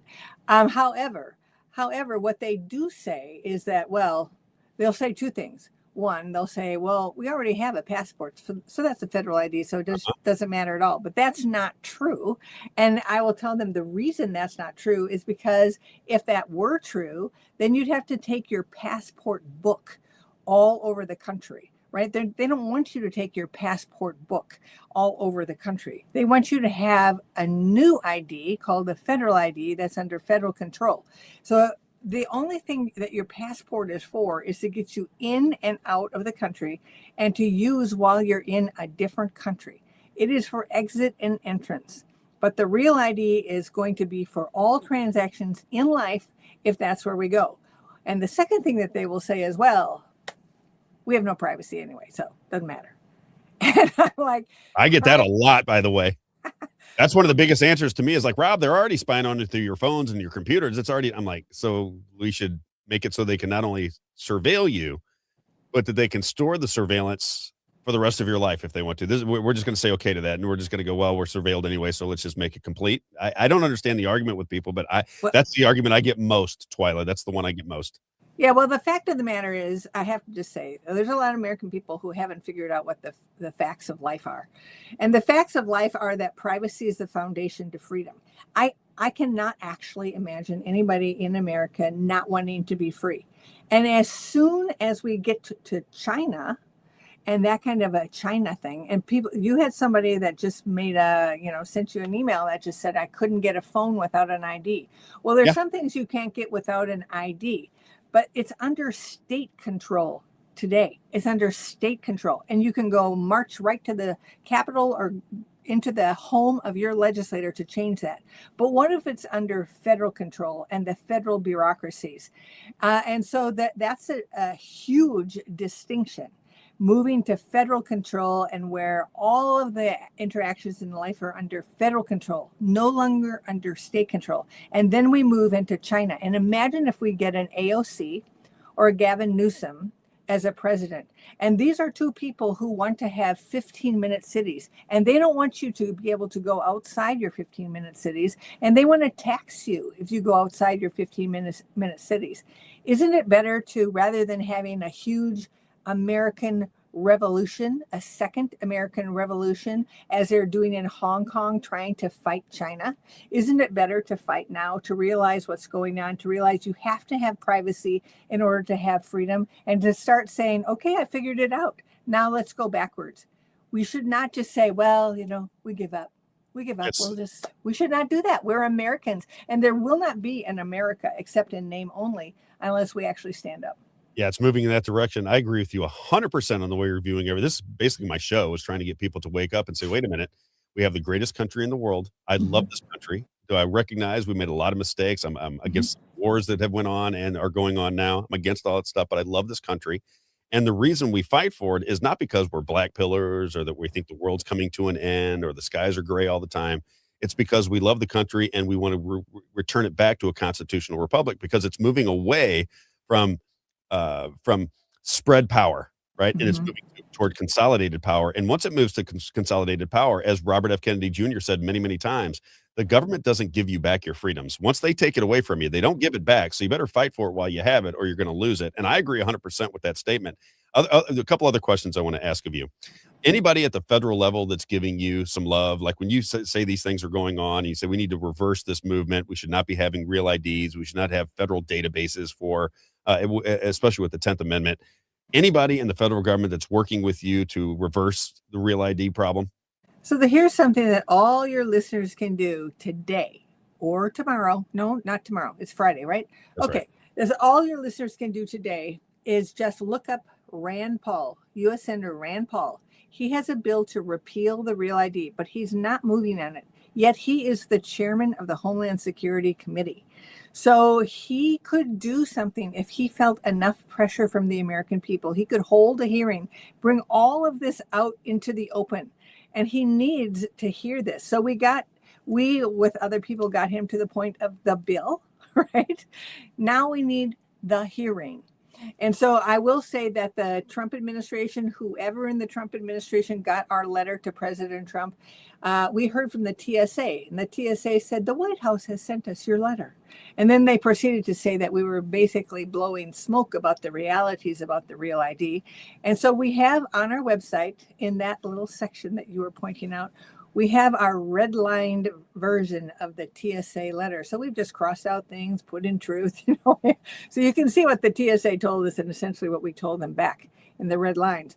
And so I think that President Trump probably doesn't understand the Real ID.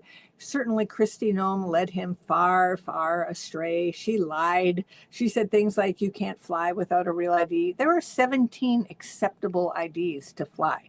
I remember that. She never mentioned that, right? Nobody backtracked it from the federal government too. I remember that because I talked about it on the radio when that was happening. I said, "What do you mean? I got to have a real ID to fly?" And then it was like, "No, no, you don't." I'm like, "Well, that's what she just said." That's right.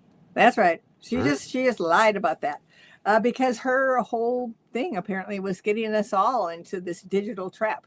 But we are also talking to AGs, and we're finding some open ears in the AGs around the country, and so we're working at that angle too. But ultimately, the power is in the people.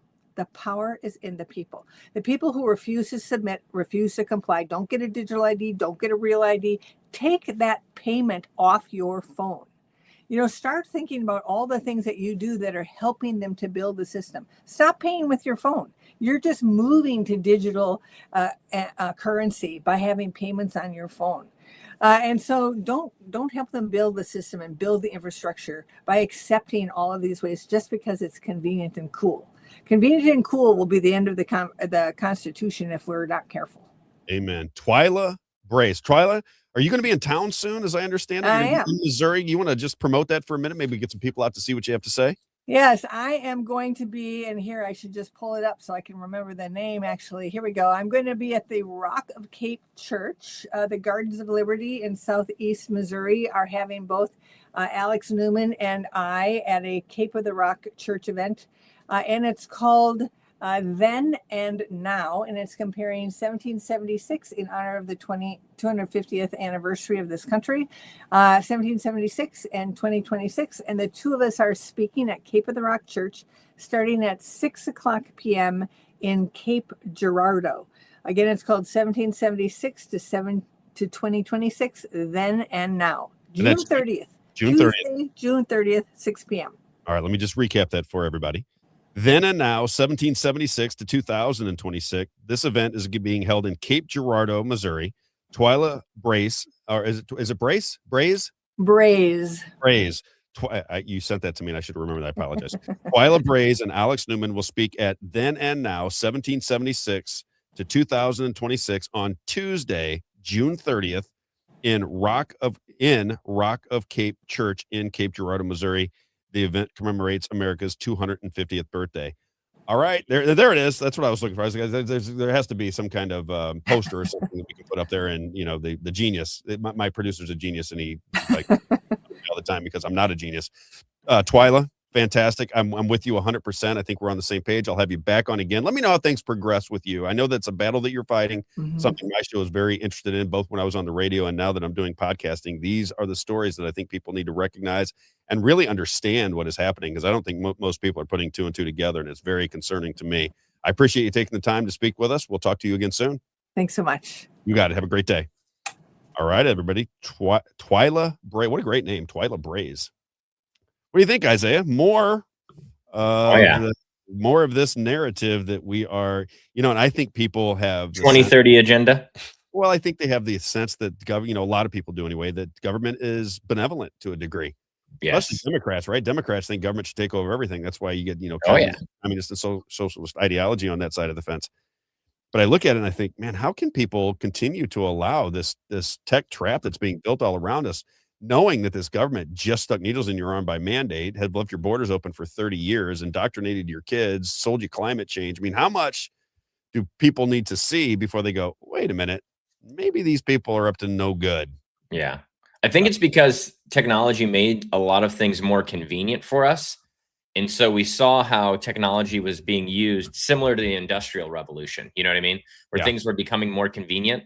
And then once it got convenient enough to where it's like, I don't need necessarily more technology in my life, right? I think then we're recognizing like, okay, hey, they're not stopping. They're like, it's okay, yeah, I have my phone. Now I have my phone everywhere I go, right? We've talked about this before. Can't get out of it. Now they got glasses that are augmented reality. I'm not sure if you know what augmented reality is, but that means that what you're looking at, you can see it, but then they have visuals in your glasses that you can see as well. And so, like if I have a rabbit bouncing across my thing, I can recognize that that's not real, but it's in my glasses. yes, That kind of thing. Exactly. Or, sometimes they can be like, oh, you'd be like, oh, tell me about this building. And it'll pull up stuff about the building and different things like that. Oh, yeah. There's like Google glasses and stuff like that. We'll do that. And then you got like Apple Vision Pro, right? Which is that big headset thing. And people just wear that and you can watch TV on it, and it's just, you're looking at your room, but there's a window that you can manipulate it with your hands, move it around. And so, technology is just becoming more and more integrated into our life. And I think that's kind of where people started to wake up. I'm sure my parents were awake far before I was, We right? could slip in the brain before too long. Yeah. And then because my dad was telling me when I got a smartphone, he's like, you're signing your life away, son.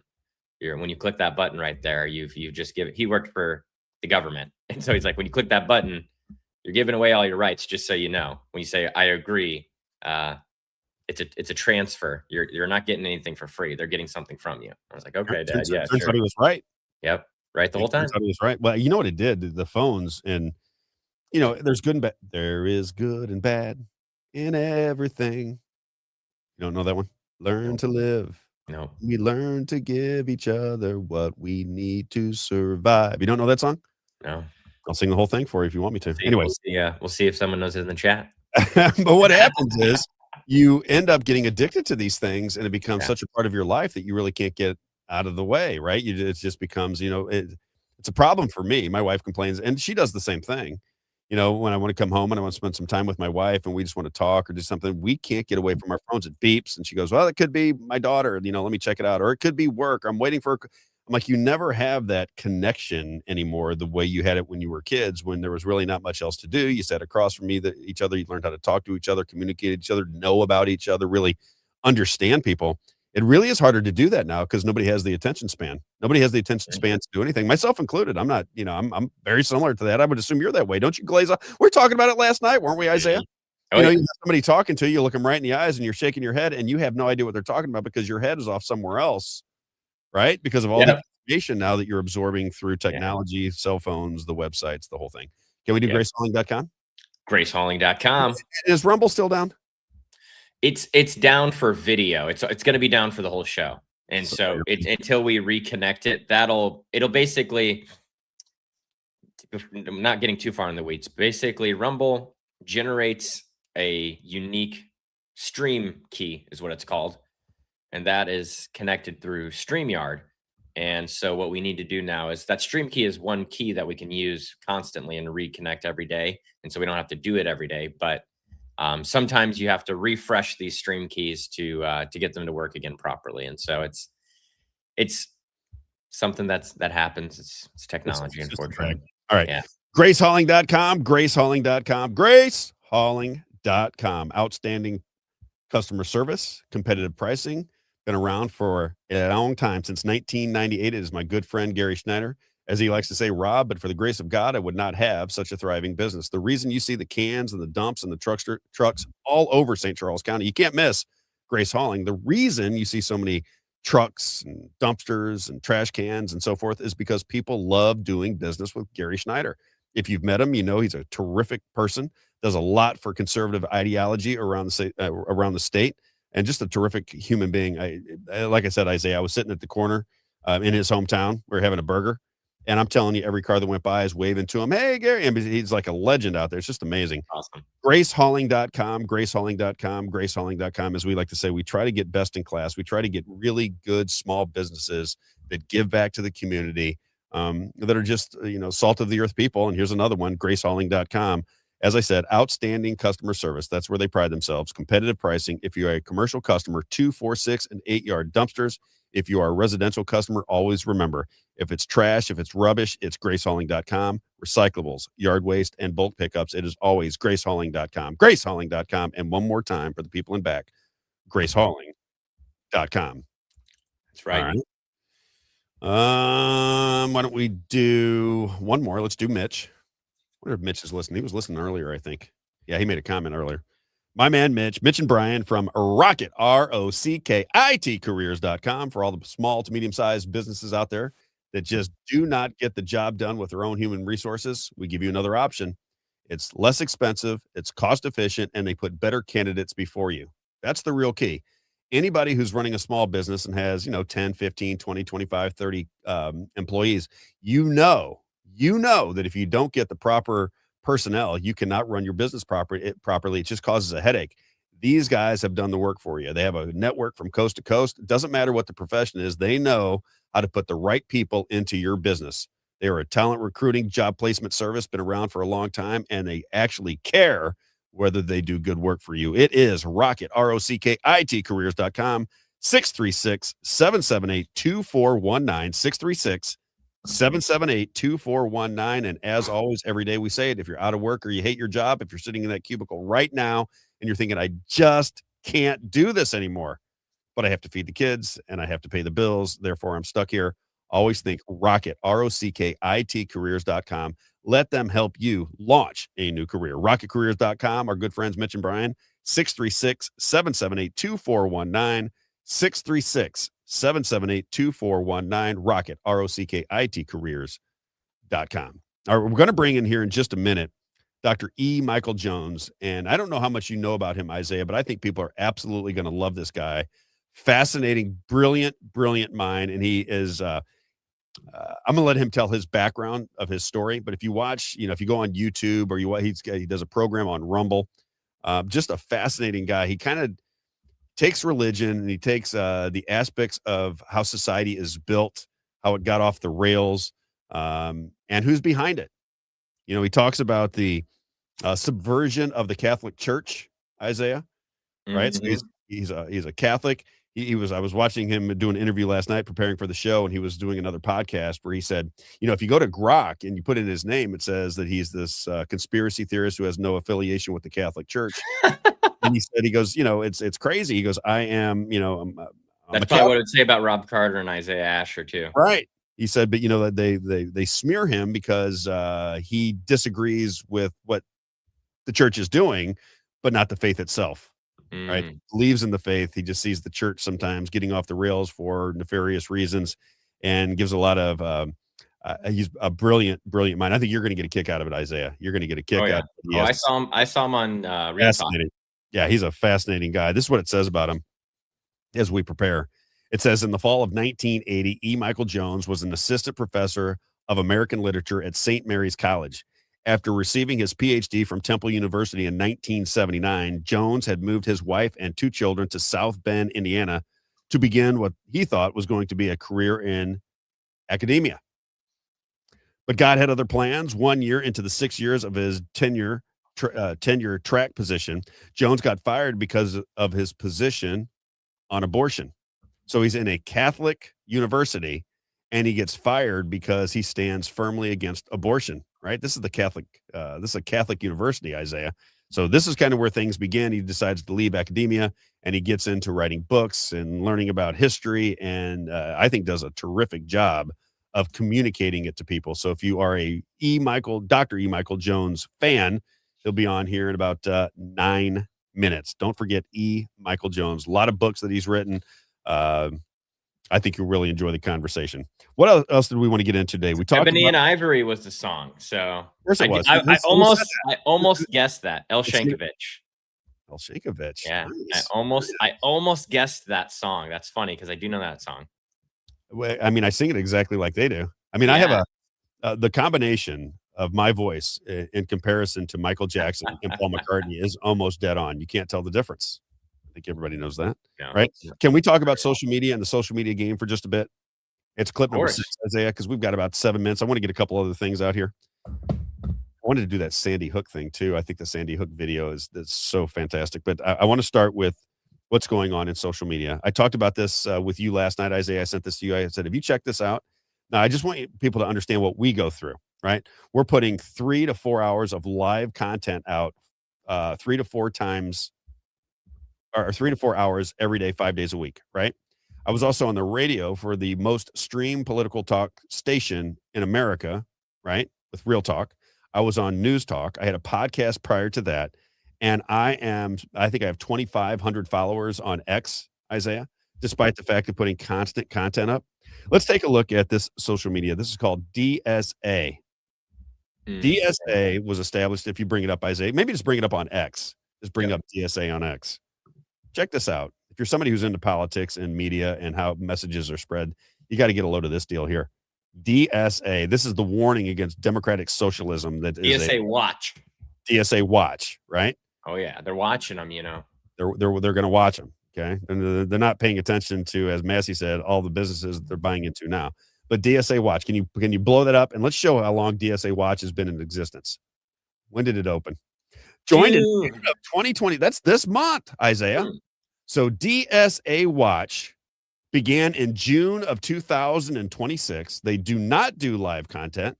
How many followers? They had 129,000 followers yesterday, right? When I sent it to you, I said, check these people out. They got 129,000 followers. So from last night when we talked till today, it's went from 129,000 followers to 151,000 followers. Can you go to the people that are now followers of DSA? Can you go to that line where it says everybody let's read some of these people from the top. Let's see who we got here. Yesterday it had, do you have the ones that are also connected to me so we can see who that group is? I don't. You don't? How do they do that? Because yesterday it was all. It's from your view. Oh, it is? Yep. It had every Republican influencer that you can think of on there. It even had Ryan Haidt from Real Talk Radio was already a follower. So what this is, in my estimation, is another website controlled by people aligned with the Republican Party and the Republican influence network. And in a matter of days, they have 150,000 followers. As I said before, Isaiah and I put out 3 to 4 hours of content live 5 days a week. We've been at it for 50 episodes, but I've been on there for quite some time. And here comes an organization attached to the Republican Party. They're going to tell you how bad Democrat socialism is. And I'm not saying that it's not. I'm just saying how this is going to work. And they are going to scare you to death right before the midterm elections and tell you that here come the Democrat socialists. Don't worry about the fascistic principles that we use to govern you right now. It's the Democrat socialists you have to worry about. That's what's going to happen. And it's amazing, the coordination. You got to admit it, Isaiah. You got to admit the coordination is absolutely eye-popping at times. Let's go to let's go to 5, iHeartRadio. Can you roll that up real fast? iHeartRadio. And one of the reasons I decided that I didn't want to be on the radio the way we were on it at that particular point, Isaiah, you never know if we'll come back to radio. But iHeartRadio is a big player in the radio game. Oh, I think we'll be on the radio again one day. It's just going to be like a supplementary, It'll be on our kind of like terms. Alex Jones. You know what I mean? He is on radio stations, but it's not his primary. You know, Right. It'll be on our terms. But I just find these layoffs at iHeartRadio to be pretty impressive. I mean, they basically fired all of their top talent at iHeartRadio. And where do you think they're going to go, Isaiah? Any idea? Salem Media. They're going to go to podcasting. I'm just joking. They're going to go to podcasting. It's 100%. interesting what is it's interesting what's happening in the world. What's that update? Can you read that real fast? Go back to Yeah, the so it headline. says the headline is iHeartMedia restructuring continues to expand as more familiar voices exit stations across America. Well, I wasn't with iHeartRadio, but I do understand why podcasting is so much better than radio. And I think if you listen to the show every day, you like it. Now, the only difference is I think one of the things that radio has the advantage of that we're going to figure out how to use is music. Because music is a really big part of setting mood. If I want to get into a story and I want to use rock and roll, I can get you all hyped up with rock and roll, and then I can tell you a story. If I want to take you back down and mellow things out, I can do some Motown if I want to, right? If it's Friday and it's about ready to be over and everybody's starting to feel good, I can play some disco for you, right? If I want to talk about country music, down home stuff, we're going to have a big event out here and we're going to have all the country boys out. We can play some country music, right? I can set mood with music. One of the things we lack on podcasting, but the idea of having an intellectual conversation with no interruptions, well, you can only do it on podcasting. It's the only way to do it. Can't do it on radio because of the commerciality of radio. Yeah. And I think people that actually want to get messages out are going to find a way ultimately over time to gravitate to more podcasting. Wouldn't you agree with that, Isaiah? Don't you see that being the new method of communication with young people? Oh yeah, we can create our own media brand essentially, right? And Alex Jones is a great example of what he did. He created products that his people wanted, right? That they're already buying, and he created his own products. And so then he can just market his own products and people can buy his products and they can support him and get something in return, right? Mhm. And so that was a wise thing that he did to kind of self-fund his program and to help his people out too, right? Yes. And then he doesn't have to be beholden to advertisers. And they broke him, by the way. What'd you say? According to Alex Jones, they busted him when they took Oh, him yeah. for the $100 bazillion for the Sandy Hook operation. You want to play? We got a couple minutes, and I haven't seen Dr. E. Michael Jones jump on yet, so he may jump in at the last second. Can we play a video just to maybe set up some conversation for next week? Have you ever seen this guy that did that kind of started the conversation about Sandy Hook being somewhat of No. a conspiracy? No. You haven't seen this? Tell me what you think of this. Okay, now this is the so yeah, the Sandy Hook shootings. I just saw this video and I thought, you know what, I want to show that to people. I wonder if they've seen it.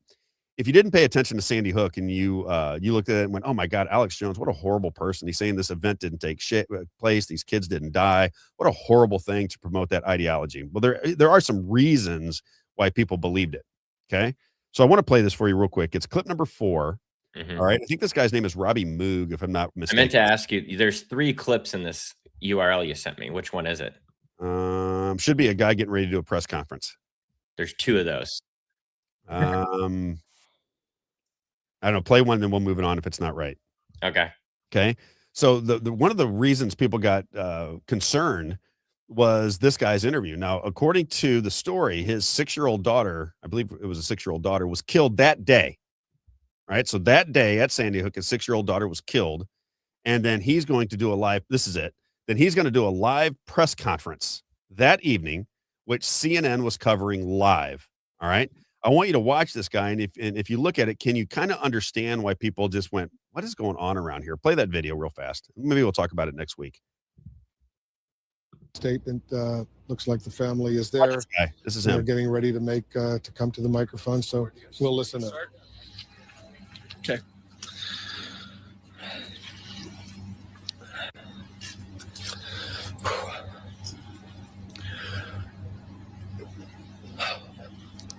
So my name's Robbie Parker.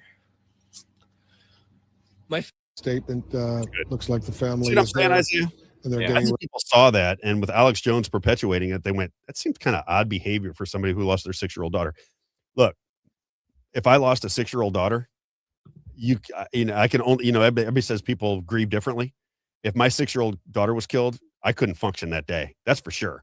I would not be taking deep breaths and giving press conferences the same evening. And that's why people started to question. And I think that's why that Yeah. story perpetuated itself. I see Very Dr. true. E. Michael Jones is in. So let's get him on. Let's do it. Dr. E. Michael Jones, welcome to the show, my friend. How are you? Thank you, Rob. Good to be here.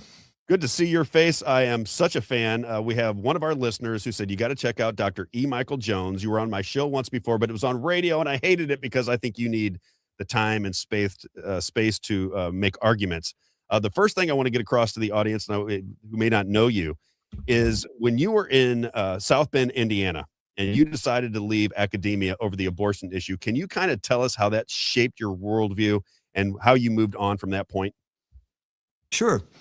So I had been in Germany teaching English. I came back and got a PhD at Temple University in 1979 in American literature. The job situation was really bad at that point, but I got a job at St. Mary's College. Now, I went to the MLA convention. Then I said, what's the relationship between feminism and Catholicism at St. Mary's? And the guy said to me, can you unfold that bicycle? So I read a folding bicycle. So the folding bicycle was the star of the show. They never answered my question. And I got there and I found out that basically feminism had taken over the college. And 1 year later, I got fired for being against abortion. So I was kind of stunned at that point. I spent time, pondering what happened. I decided to get out of academia. And it was the smartest. First of all, getting fired was the best thing that ever happened to me.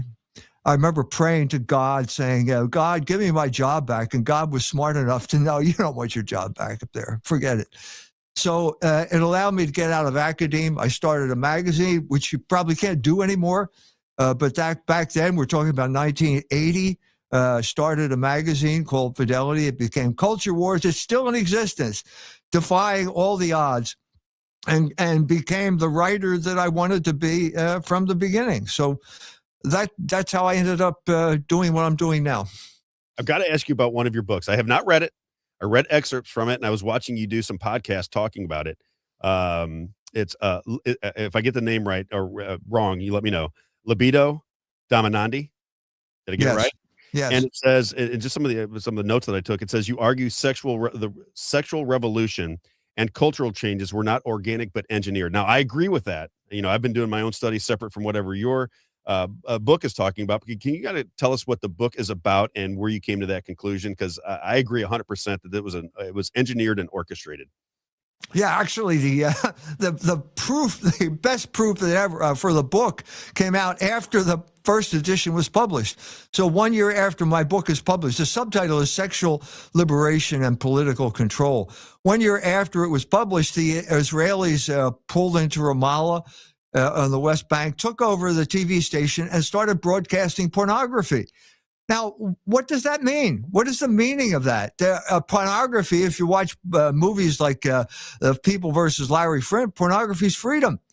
So the Israelis wanted to bring freedom to the Palestinians. Well, that didn't make any sense. So it exposed the real hidden grammar of pornography, which is basically it's a form of control. What does that mean? Okay, where can we find that? Samson and Delilah is a good example. This guy was powerful. He couldn't be beaten in war, and so they seduced him. And he became, as Aquinas would say, lust makes you blind. And the graphic description of that in the Bible is his eyes were gouged out.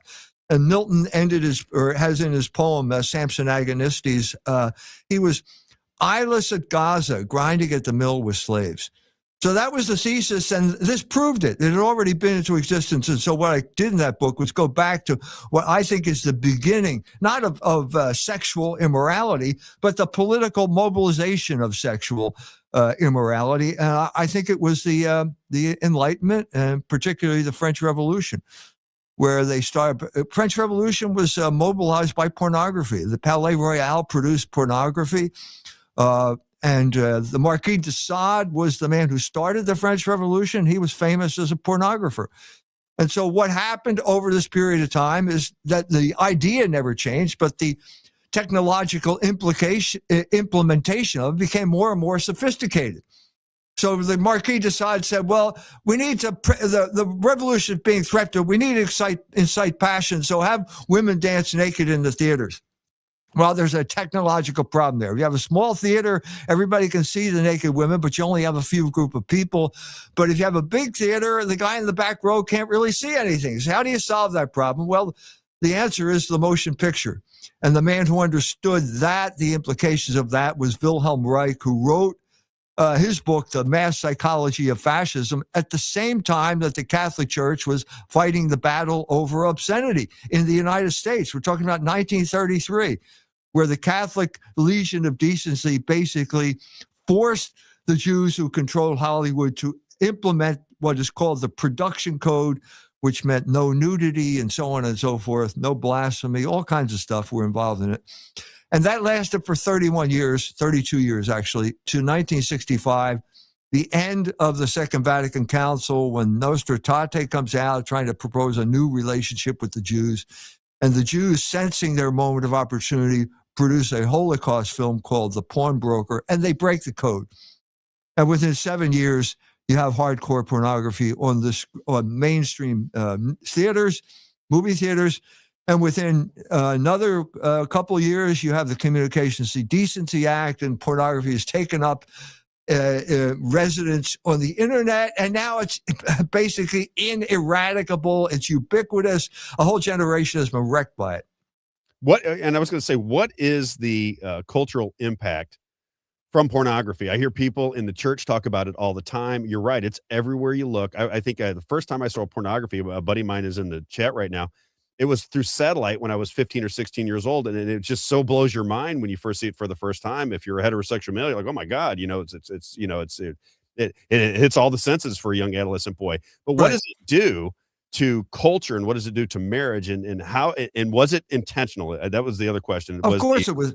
I agree with you. Of course it wasn't. Things don't happen like the Communications Decency Act being passed by Congress without some type of intention going on, sir. Of course it was intentional. And Bill Clinton was the man who shepherded it through the Congress. So what is the net result? The net result is the mind is darkened. That's what Aquinas said, the lust darkens the mind. Okay, darkens the mind. Add scrolling to this, and what you realize is you can't focus. You're constantly distracted. Your mind is created to take in data, sense experiences, and process them, and then come up to some type of unified understanding of what's going on. Okay, it's in a poem. I mentioned this in my book on beauty, the dangers of beauty, the Wordsworth poem Daffodils. I gazed and gazed, but little thought what wealth to me the show had brought. For oft when on my couch I lie, in vacant or in pensive mood, they flash upon the inward eye, and which is the bliss of solitude, and then my heart with pleasure fills and dances with the daffodils. So he had an experience, comes back and sits in vacant or in pensive mood, meditating on it. You come up with an understanding, and suddenly there's a unification of all of that. Pornography, especially on the internet, prevents that. So it prevents you from, also weakens the will. So you put those two things together and expose a generation of, let's say, teenagers and then 20-year-olds to this type of thing, and they can't focus. And what's the main thing they have to focus on when you're that age? It's finding a wife. Well, you can't focus on one girl anymore because you got all these different naked women there going up and down the screen on the internet. So you become more and more isolated, and the more isolated you become, the more angry you become. You become angry at women, which is a misplaced. You're not focusing properly here. And as a result, you have a generation who are enslaved by their passions. One of the most destructive things, everybody that I talk to that knows about it, I was watching a video not too long ago, and it said that if you just study the energy of the mind, watching pornography is similar to taking like cocaine. The addiction and the way the mind works is very similar. And I think it's so prevalent in society right now. And I just always wonder, young kids, 15, 16 years old, what does it do to them? I think you're right. I think what happens is it destroys the family. It makes you, so you want a woman, right? If you're a heterosexual man, But at some point, you don't really need it because you're being satisfied through pornography. And I just think it has been, I've watched it from the very inception. Now, this was back in the 80s when I was saying the first time I ever seen it was on a scrambled satellite dish. And I remember it to this day, and I'm 56 years old, so I can only imagine how it is affecting young kids nowadays because it's everywhere. I mean, you can get it on your phone, you can get it on your computer, you can get it anywhere. It's just, it's very, very strange. That kind of leads me into this Jewish question. I've been watching Israel. I just went to Washington, D.C. with the USS Liberty survivors, and they continue to say that Israel is our greatest ally. These guys said that the USS Liberty ship was attacked intentionally by Israel, and they know that for a fact because they witnessed the whole entire thing.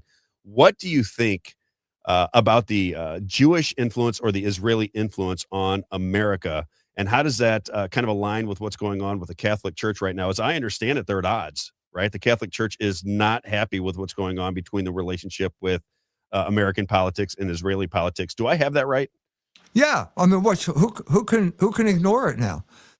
Who can ignore the conflict, the effect that the Gaza genocide had on world opinion? Everybody's affected by it.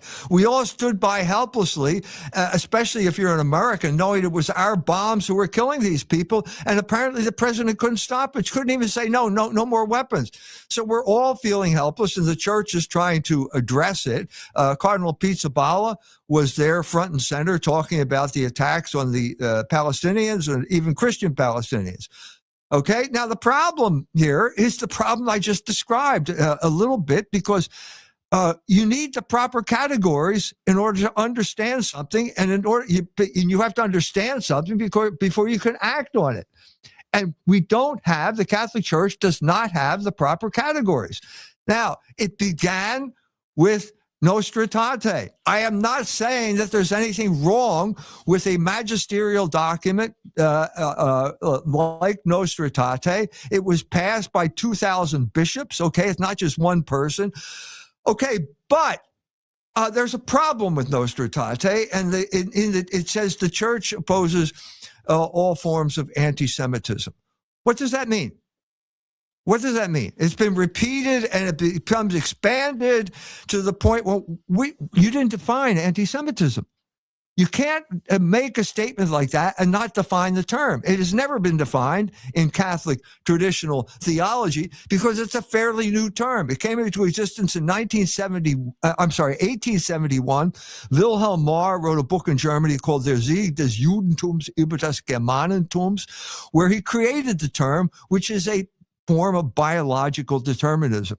Now, that, I think, is what the Council Fathers had in mind at the Second Vatican Council. Yes, it's a form of biological determinism. Of course we reject that. The Catholics cannot believe in biological determinism. Your DNA does not determine your behavior. Your mind determines your behavior, and your mind is independent of your DNA. You can affect your mind by getting drunk or something like that, but it's basically something independent. Well, if that's the case, then we have to clarify this word, because now it is being muddied even more. So you have Pope Francis issuing a statement, not a magisterial document, but he issues a statement saying the church opposes all forms of anti-Semitism and anti-Judaism. Well, what does that mean? There are rabbis are basically united in saying that they don't like the Gospel of St. John, which uses the term the Jews 71 times. Now, is the Gospel of St. John anti-Semitic? No, of course not. Because everybody in that context where the Jews are arguing with Jesus, the Jews who accepted Jesus Christ as the Messiah and the Jews who killed him, they all have the same DNA. So it doesn't make any difference in this thing. Okay? So what do you mean by let's go to the next question.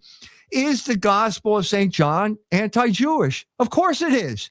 Of course it is. St. Paul would go on to say in 1 Thessalonians 2, the Jews are the people who killed Christ, and they are enemies of the entire human race.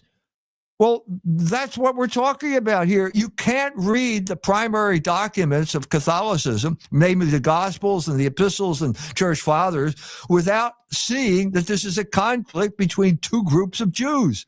the Jews who accepted Jesus Christ as the Messiah and the Jews who killed him. And there will never get around that. And yes, the Gospel of St. John is anti-Jewish. Of course it is, because that's the conflict we're talking about. But it's not anti-Semitic because it's not based on any type of racial determinism. I don't think that's too difficult to understand. But it needs to be clarified, especially in light of that statement I just mentioned from Pope Francis, which I suspect was written by the Jesuits in New York City, because he was a Jesuit and they used him as their mouthpiece. They took over his papacy. How does the establishment Catholic Church look at you now? Are you in good standing? Are you a Catholic who is critical of the establishment? How do they look at you now? This is a great question, because it goes right into the Pope Leo's encyclical on artificial intelligence. So I typed in, I think it was Grok. Yeah, Grok. Is E. Michael Jones a Catholic in good standing? And Grok comes back, no. Oh, wait a minute. I didn't know I wasn't a Catholic. I thought I was. So I went to my pastor. I'm coming out of church, the parish where I go. And I walked up to the pastor. I said, am I a Catholic in good standing?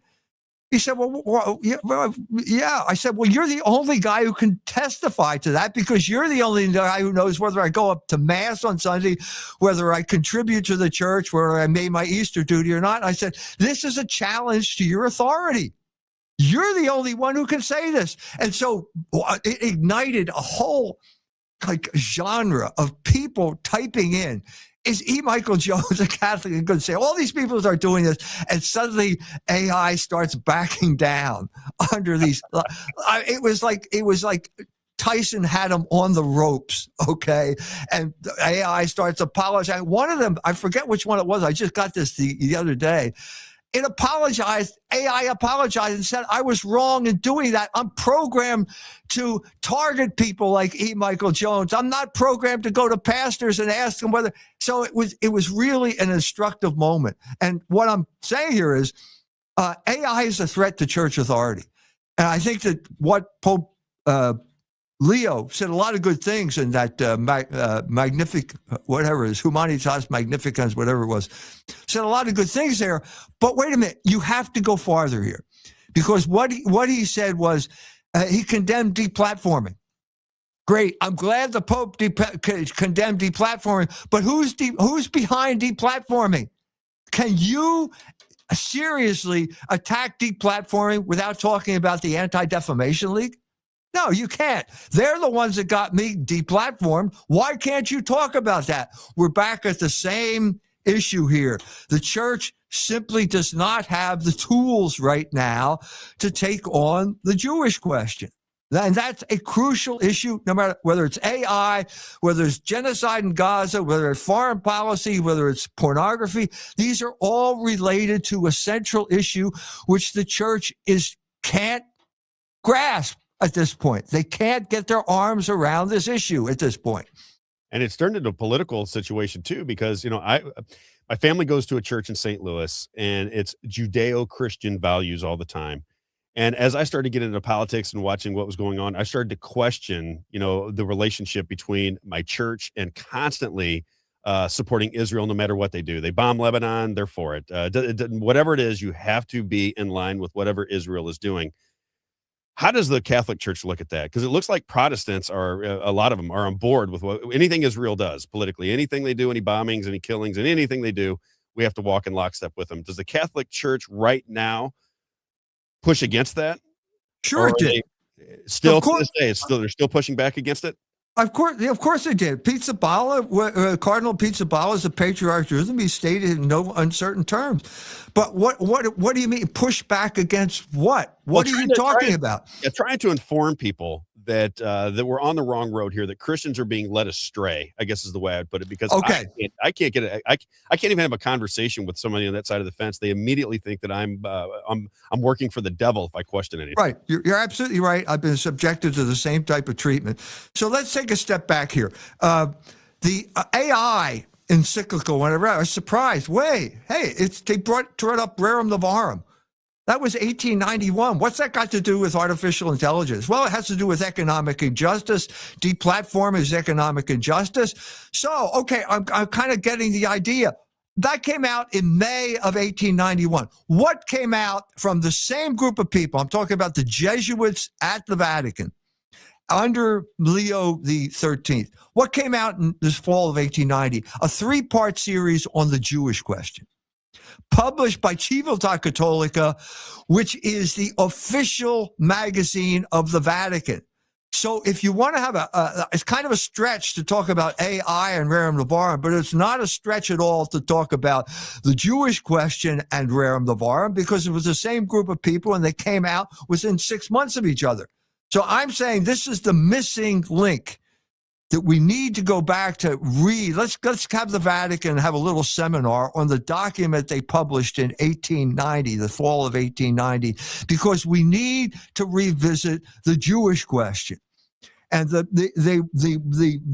clarity of that series of articles in Civiltà Cattolica is exactly what is needed now to bring the current policy in line with gospel values. That's what has to happen here, because it's not happening. Not happening. I got to ask you this because you led me right into my next question. The Jewish Revolutionary Spirit. That's one of your most discussed and controversial books, as I understand it. Can you give me the premise of that book? Yes. So it's the context is it's 2003, and suddenly there's this group called the neoconservatives, which everybody knows means Jew. And they're dragging us into a war in Iraq. And I'm thinking, well, somebody's got to talk about this. And so I said, well, how do you deal with the term Jew? What is it? And is it racial? Is it religious? And I had to separate the racial question from the Jewish question, because they're two separate things. And the Jews love to conflate them, but that's not what happened. So I had to go back to when I think it became the crucial turning point in history, which is when Jesus Christ arrived on this earth. And the Jewish people, the Hebrew people had to decide, are they going to accept him as their Messiah or not? Now, when they reject Jesus Christ, they kill them. When they kill Jesus Christ, they are attacking the Logos incarnate. And suddenly I had the word that I needed. It was Logos. It's the Greek word. It's the one that St. John uses at the beginning of the gospel. In the beginning, there was Logos. The translation is, in the beginning, there was the Word, and the Word was with God, and the Word is God. I don't know what that means. I didn't know what it meant until I studied Greek. And suddenly you look at Logos, and there are 5 pages of English equivalents in the standard Greek dictionary. And what it means is rationality, the order of the universe, morality, all these things, all bound up in that one word, Logos, which is why I had to use it in the Jewish Revolutionary Spirit. And I said, when this group of people rejects the Logos, they're rejecting the order of the universe. And when you reject the order of the universe and God who created that, you become a revolutionary. And that has been their identity ever since. For 2,000 years, I stake my reputation on the claim that for 2,000 years, Jewish identity after the rejection of Christ is basically agitation for revolution of various sorts throughout history. Do you think that it's starting to come to an head? I think more and more people, especially young people, I see a movement in this society to where people are starting to question the relationship between the United States and Israel, which will ultimately lead, I think, to religious questions. Do you think people are starting to figure this out? I mean, you're somebody that's right on the front lines having these conversations. It does appear to me, my producer's got a degree in Bible study. We talk about it all the time. And he said, younger people are starting to see things through a different lens, whereas my father and people in my circles that are over the age of 65, you can't say anything bad about Israel. They lose their minds right away on you. They like I said before, they look at you like you're crazy. But the younger generation does seem to be asking more and more questions. Do you think that's a good thing? And do you see that? Absolutely. Don't take my word. Ask Jonathan Greenblatt, the head of the ADL. Oh, he did a podcast in which he said, basically, for the first time in the history of the Anti-Defamation League, the younger generation is more, quote, anti-Semitic, unquote, than the older generation. That happened on Jonathan Greenblatt's watch. I think the main cause was the genocide in Gaza, but whatever the cause, it's now spiraling out of control. And so what you have is a younger generation that simply don't take you seriously unless you're engaged in the Jewish question. It's that simple.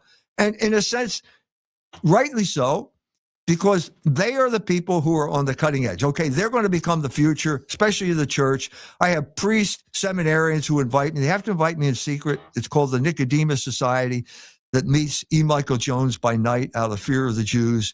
And these people are on board with the idea. They understand that we can't avoid it. They will become priests. Eventually, some of those priests will become bishops, and we will have a sea change in a new understanding of the importance of the Jewish question. But there's another issue, which is the draft. There's going to be a draft in December.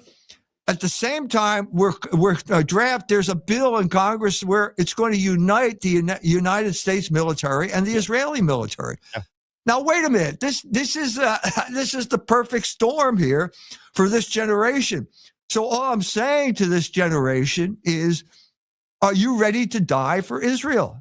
Because that's what they want you to do. They're not an Israeli in existence anywhere who's willing to fight Iran. That's the job for Americans. And they're a constant drumbeat now among these talking heads. Okay, it's time to finish the job.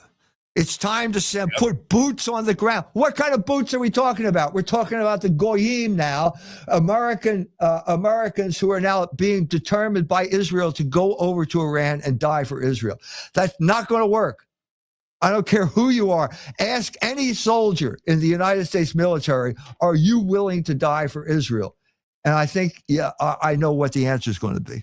Boy, we talk about that a lot. I get in a lot of trouble for it. I got letters and everybody screaming and yelling at me when I was at the radio station, calling me anti-Semitic. And I'm like, anti-Semitic? I said, I don't understand what is happening here. I do not want my money to support weapons that kill Christians and kill people around the Middle East. I don't want that to happen. That makes me anti-Semitic. But that's how they paint you, right, Doctor? That's what they do. They paint you with a label and they try to put a label upon you to discredit everything that you have to say. Yeah, and it's wearing off. I'm sorry, but it's wearing off.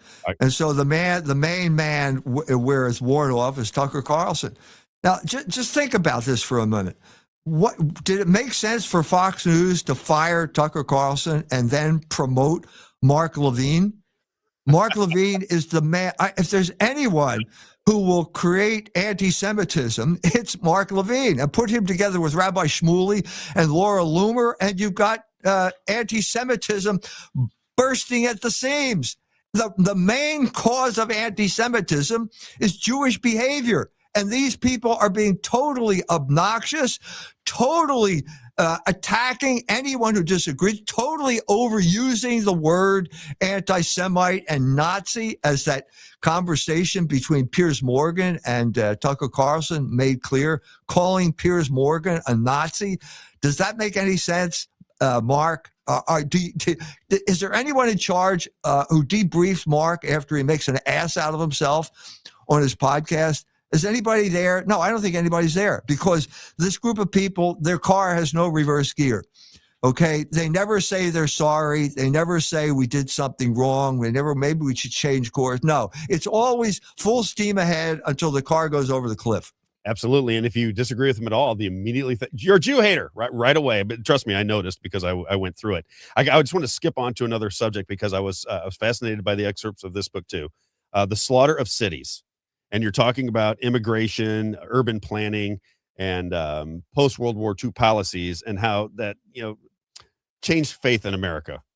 Can you just give me just a rundown of that book? Because I'm going to buy these books. I have a friend of mine who loves your work, and she always wants me to have you on. And I said, I'm watching his podcast because I'm having the same problem as many people in this society. I have to work so much and study so much that reading and slowing down and just reading something long has been difficult for me, but I got to read your books because I find you fascinating.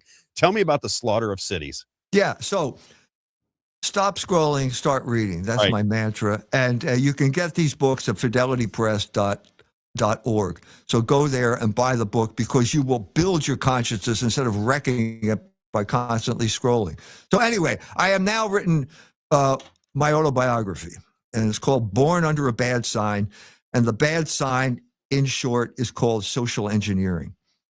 I was a guinea pig. in an experiment that no one ever told me about. So the first part of it is sexual revolution. I was in my mother's womb when the Kinsey report came out, which contributed greatly to the destruction of sexual morality in the United States of America.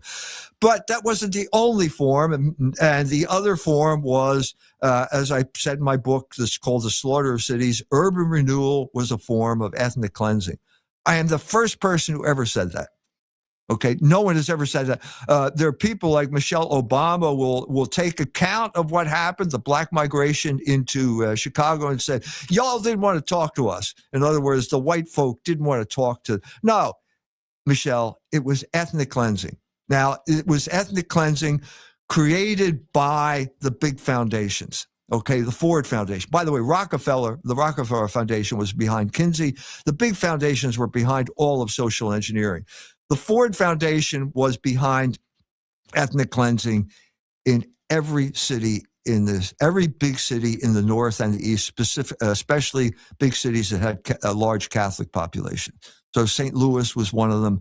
Chicago, I cover in my book. Philadelphia, I cover in my book, as well as Detroit and Boston. But Philadelphia, so 1954, I'm 6 years old and I'm living in an Irish neighborhood because cities in the Northeast were basically, each neighborhood was an ethnic colony from some country in Europe. So there were Irish neighborhoods.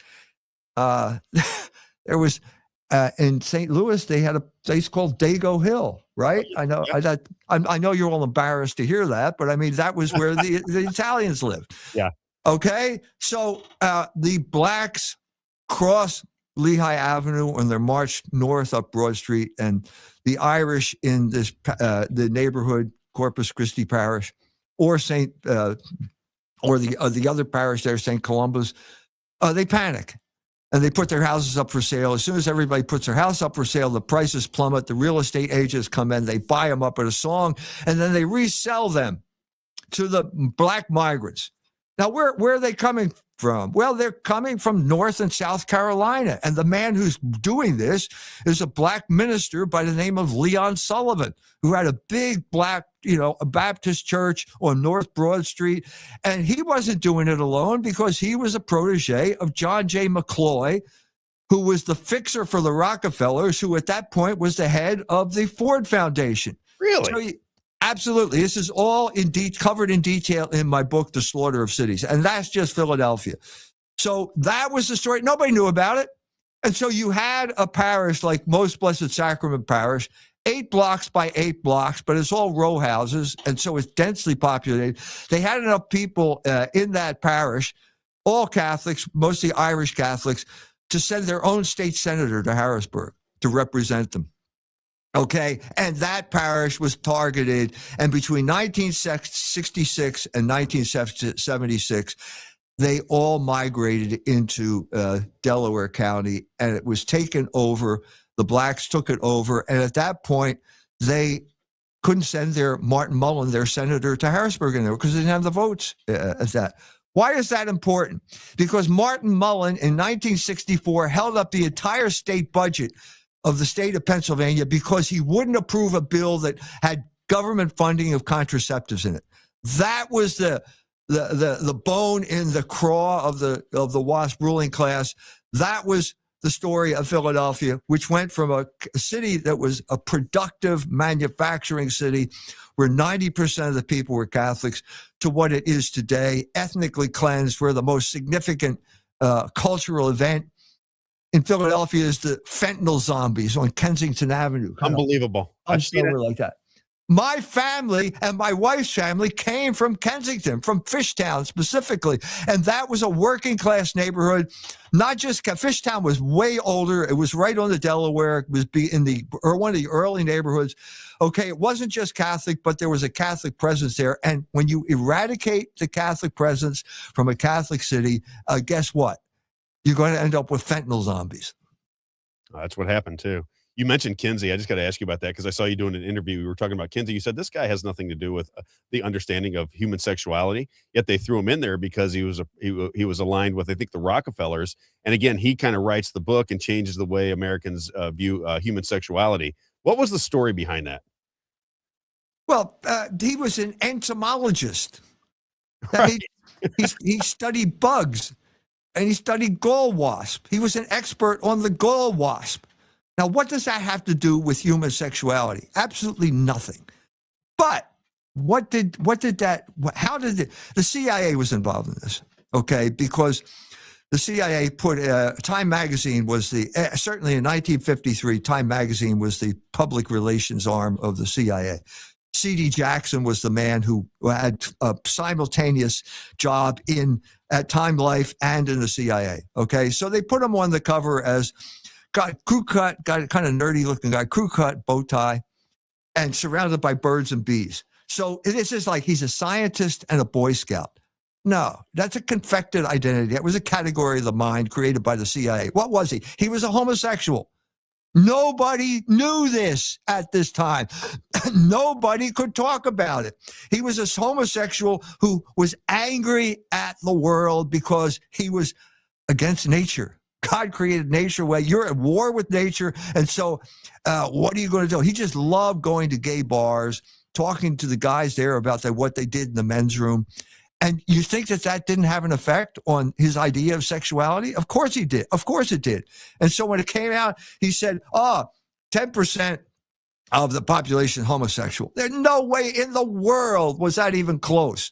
Okay. And immediately people started looking into the statistics of the thing, and suddenly his credibility started to crumble, but it was held up because Time Life was behind him. That was the battering ram that the Rockefellers used to break down the moral consensus that was the essence of American identity at that point in time.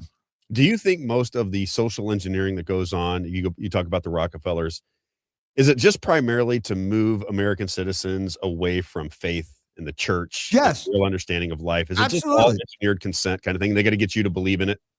Of course they do. Now, if you say to a church-going person, whether Protestant or Catholic, no matter what, well, what's the basis of morality? Well, they'll say, well, Moses brought the 10 Commandments down from Mount Sinai. In other words, this is God telling you, if you want a successful life, you better follow these rules. Well, what did the Rockefellers? The Rockefellers specifically were interested in public opinion. They hired a guy who was an expert on public opinion. Eddie Bernays was a Jew who was involved in manipulating public opinion to get women to smoke cigarettes, that type of thing. Torches of liberty, freedom, whatever it was. So marching down Fifth Avenue, smoking cigarettes in the Easter parade. Okay, Walter Lippmann, another Jew, wrote a book called Public Opinion. So what you want to do is shift this consciousness of morality from God given statements that your religion values. In other words, this is God telling you this. Shift it to public opinion. And then you can control public opinion because you have lots of money. And that's exactly what the Rockefellers did, and the CIA went along with it. Time Magazine was probably the most powerful agent of manipulating public opinion in the history of the United States. I don't think anything was more powerful. It's not that way now, but it was then. And Harry Luce, who was the Yale guy who started Time Magazine, what was he reading at that time? He was reading Walter Lippmann's book, Public Opinion. So that's what happened over this period of time. The whole idea that morality was something given by God was replaced by morality is what the people think it should be.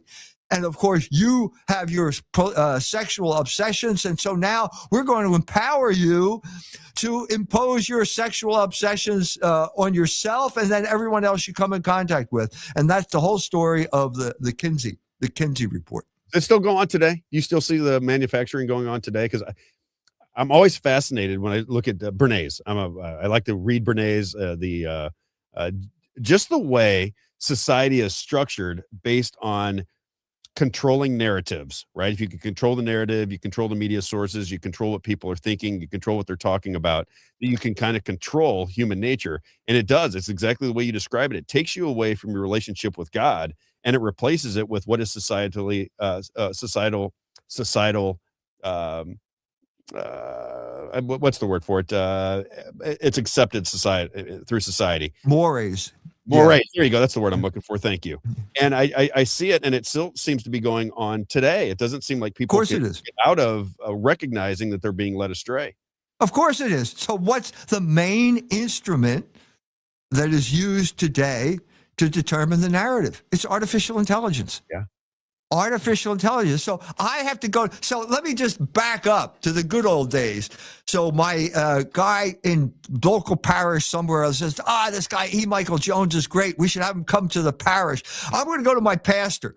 He goes to his pastor, mentions what's the first thing that pastor is going to do? Even back then, he's going to Google my name. He's going to type into Google E. Michael Jones, and what's the first thing that's going to come up? Because the algorithm has already been tweaked by the ADL. The first thing comes up is the ADL attack on me.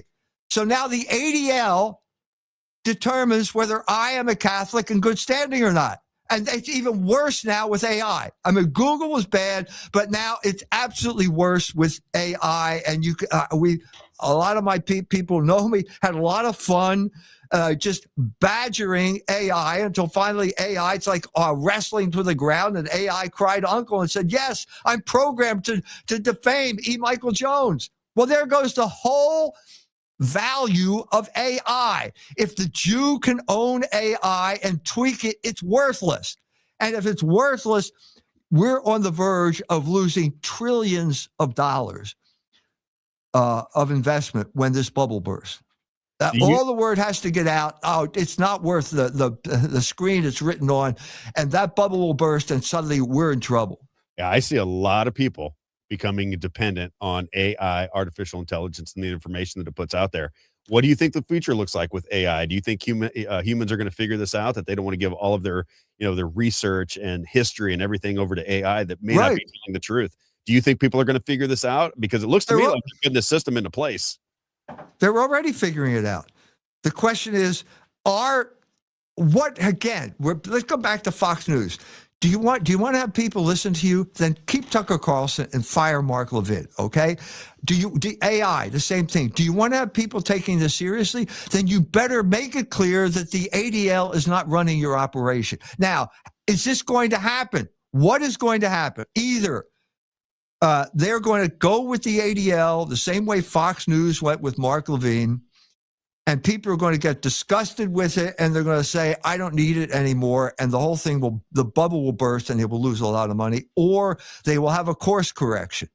Or let's say certain AIs, like Brave, for example, will break away from the thing, and that will be the go-to place for AI, and the others will collapse. So one way or the other, there's going to be a course correction. I got to ask you this, because I know you speak to a lot of diverse audiences. You travel the world. How are you accepted overseas? Like when you go overseas, if you go to other cultures and start talking about Catholicism and what you see as a destruction of the church and values, what kind of response do you get overseas? Well, I was invited to Iran in 2013. And the great man, Nader Talibzadeh, who has since died, invited me to speak at a conference called the Hollywoodism Conference. And I don't want to seem bragging here, but I'm the only guy who really understood Hollywood of all the people that were there. And I talked about the Legion of Decency fighting the Jews. And it's like setting a bomb off in that room. They suddenly understood what was going on. I started talking about sexual liberation and political control. The women started coming up to me and saying, yeah, I have a DVD on my doorstep in the morning. I put it in the computer. It's pornography. So yeah, they are using pornography to destroy us. Thank you for telling us this. Or a woman came up to me after I was in Isfahan. I've traveled all over Iran. She said to me, no one's ever talked to me. No one's ever explained this to me before. So what am I saying here? If you tell the truth, there's going to be a natural receptivity to what you're saying. The pieces they couldn't connect will fall into place, and they'll be grateful to what you did. And so I've been back, a number of times. I think now is a crucial moment because Donald Trump signed that agreement ending the war. I think that now there's going to be more exchange back and forth between Iran and the Americans. It's a new world. The new world is coming. The Third Republic is collapsed. The American empire collapsed the minute that Donald Trump had to admit that the Iranians controlled the Strait of Hormuz. You can't have a maritime empire unless you control every single choke point, a body of water choke point, and the United States admitted that they couldn't do that. So it's a new world there. And the question is, do you have the categories that can address this new moment in history? And I think I have. I think I've already proved it. I didn't know anything about Iran. How did I know? How am I to get into Iran? God took me to Iran. I couldn't do it all myself. He was the one who introduced me to all these people, to have these conversations that allowed us to say, look, you know, your government's captured by your government. They're telling me your government's captured by the Jews. We understand that. You can't do anything about it. So we still like to talk to you because you experienced it in many ways before we did. And so we can learn from each other by talking. So I think that this is the moment that is going to, that's where the future is going. What year did you go to Iran? 2013. What was your take on the Iranian people? I tell this story all the time, Doctor. I just give you an update. I was talking about the Iraq War one day. I was in the shoe business, and just give you a background so you can see where I'm coming from. And this lady hears me talking about it. She owns shoe stores in California. And she came up to me later and she said, Rob, she goes, we want to buy shoes from you. Will you come out and see our store? Back in those days, we had to see the stores before we'd sell them. You know, they had to have proper displays, that kind of thing. So I said, sure. I go out there. And as soon as I get there, she says, I want to have lunch with my husband and you. Do you mind? And I said, sure, let's go to lunch. She spent the next, it would seem like a long time, 2 or 3 hours, explaining to me that my perception of Iran was wrong. I must have mentioned it somewhere along the line. And she said, everything that you think about Iran is American propaganda. And I said, well, can you go back and forth to Iran? And this is probably 2014, right after you went. She said, of course. She goes, I go back there all the time. She goes, it's a beautiful country. We're not all terrorists. And this whole image that you have is built out of American press. And as she said, the Jewish press. Did you recognize the same thing? Were you welcome there? Did you feel any fear? I'm told that people are wonderful and society is not anything that we think that it is. Yeah, every time I said before I went, I'm going to Tehran, they said, oh, you're going to be a terrorist. They're going to throw you in the trunk of a Toyota Corolla and we'll never see you again. That didn't happen. Okay. These are people who understand that there's a difference between the people and the government. And sometimes the government is at odds with the people. So I'm marching in a parade, 3 million people celebrating the Iranian Revolution. And I'm surrounded by women in chadors and they're saying, Allah Akbar. I understand that. And then they start saying something I don't understand. I said, turned to my translator. I said, what are they saying? He said, death to America. Okay, I'm surrounded by women who are telling death to America. But so some guy comes up and says, are you an American? I'm the only guy wearing a tie, 3 million people. Okay, they don't wear ties. And I was tempted to say, no, I'm a Canadian. But I said, yes, I'm an American. No, it's fine. It's fine. You had this ability. You've got a group, a civilization that is 2,500 years old, okay, who has this deep culture based on their poetry, a deeply sophisticated culture that had a deep effect on northern India. The Taj Mahal is basically an Iranian who built that building. It wasn't an Indian who built it. That was the influence of all these people. And they're willing to talk. Well, that's all I need. Let's be willing to talk, because what I'm saying is that what we share is Logos. We were both created by God.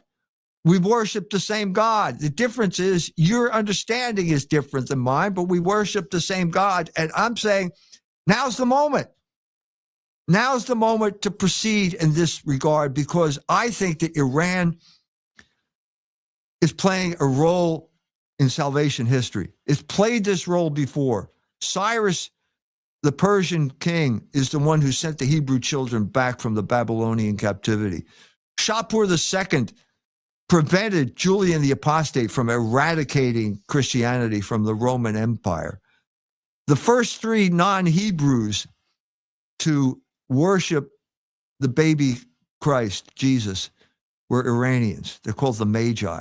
This is the heritage that these people bring to the table. And I think this is the moment.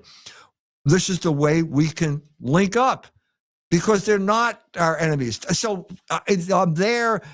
I'm blown away by the reception to ideas that where people would laugh at them in America and they immediately understand what I'm saying. I've never been there before. And so I'm interviewed by Thomas Erdbrink, who's the New York Times reporter. Just your first time in Iran? I said, yeah. He said, well, what's your impression? I said, desexualization. They put sex back in the private sphere. And because they did that, their minds have been clarified and they can deal with the issues that I'm talking about. So we can have a meeting in the minds. Boy, that is brilliant. I got to tell you, one other thing I wanted to ask you too, because when I was listening to you, the last couple of days, I've been watching several podcasts that you've done. I'm going to buy your books. I promise I'm going to buy your books because I'm fascinated by your worldview. I think it's amazing. Were there people, were there writers or influencers that shaped your worldview? Yes. It depends on what you're talking about when the Thomistic revival, Jacques Maritain, helped me to provided the categories in his book, Three Reformers, that allowed me to do my doctoral dissertation. He had a chapter on Descartes, talked about the angel and the machine, this radically dualistic. That's allowed me to understand Nathaniel Hawthorne, and that was my doctoral dissertation, and in some sense, the first book I ever wrote. It's called The Angel and the Machine, Hawthorne's Rational Psychology. So at that point, yes, I came back from Germany. I returned to the Catholic faith in Germany. When I came back to graduate school, it wasn't clear to me whether there was a rationality to Catholicism. I know that sounds stupid, but it's the most rational religion in the world, but I didn't know it. And it was Maritain and Gilles Son, the French Thomist, who clarified that situation for me. And once I had the proper categories, my mind took off. I did the dissertation in like that.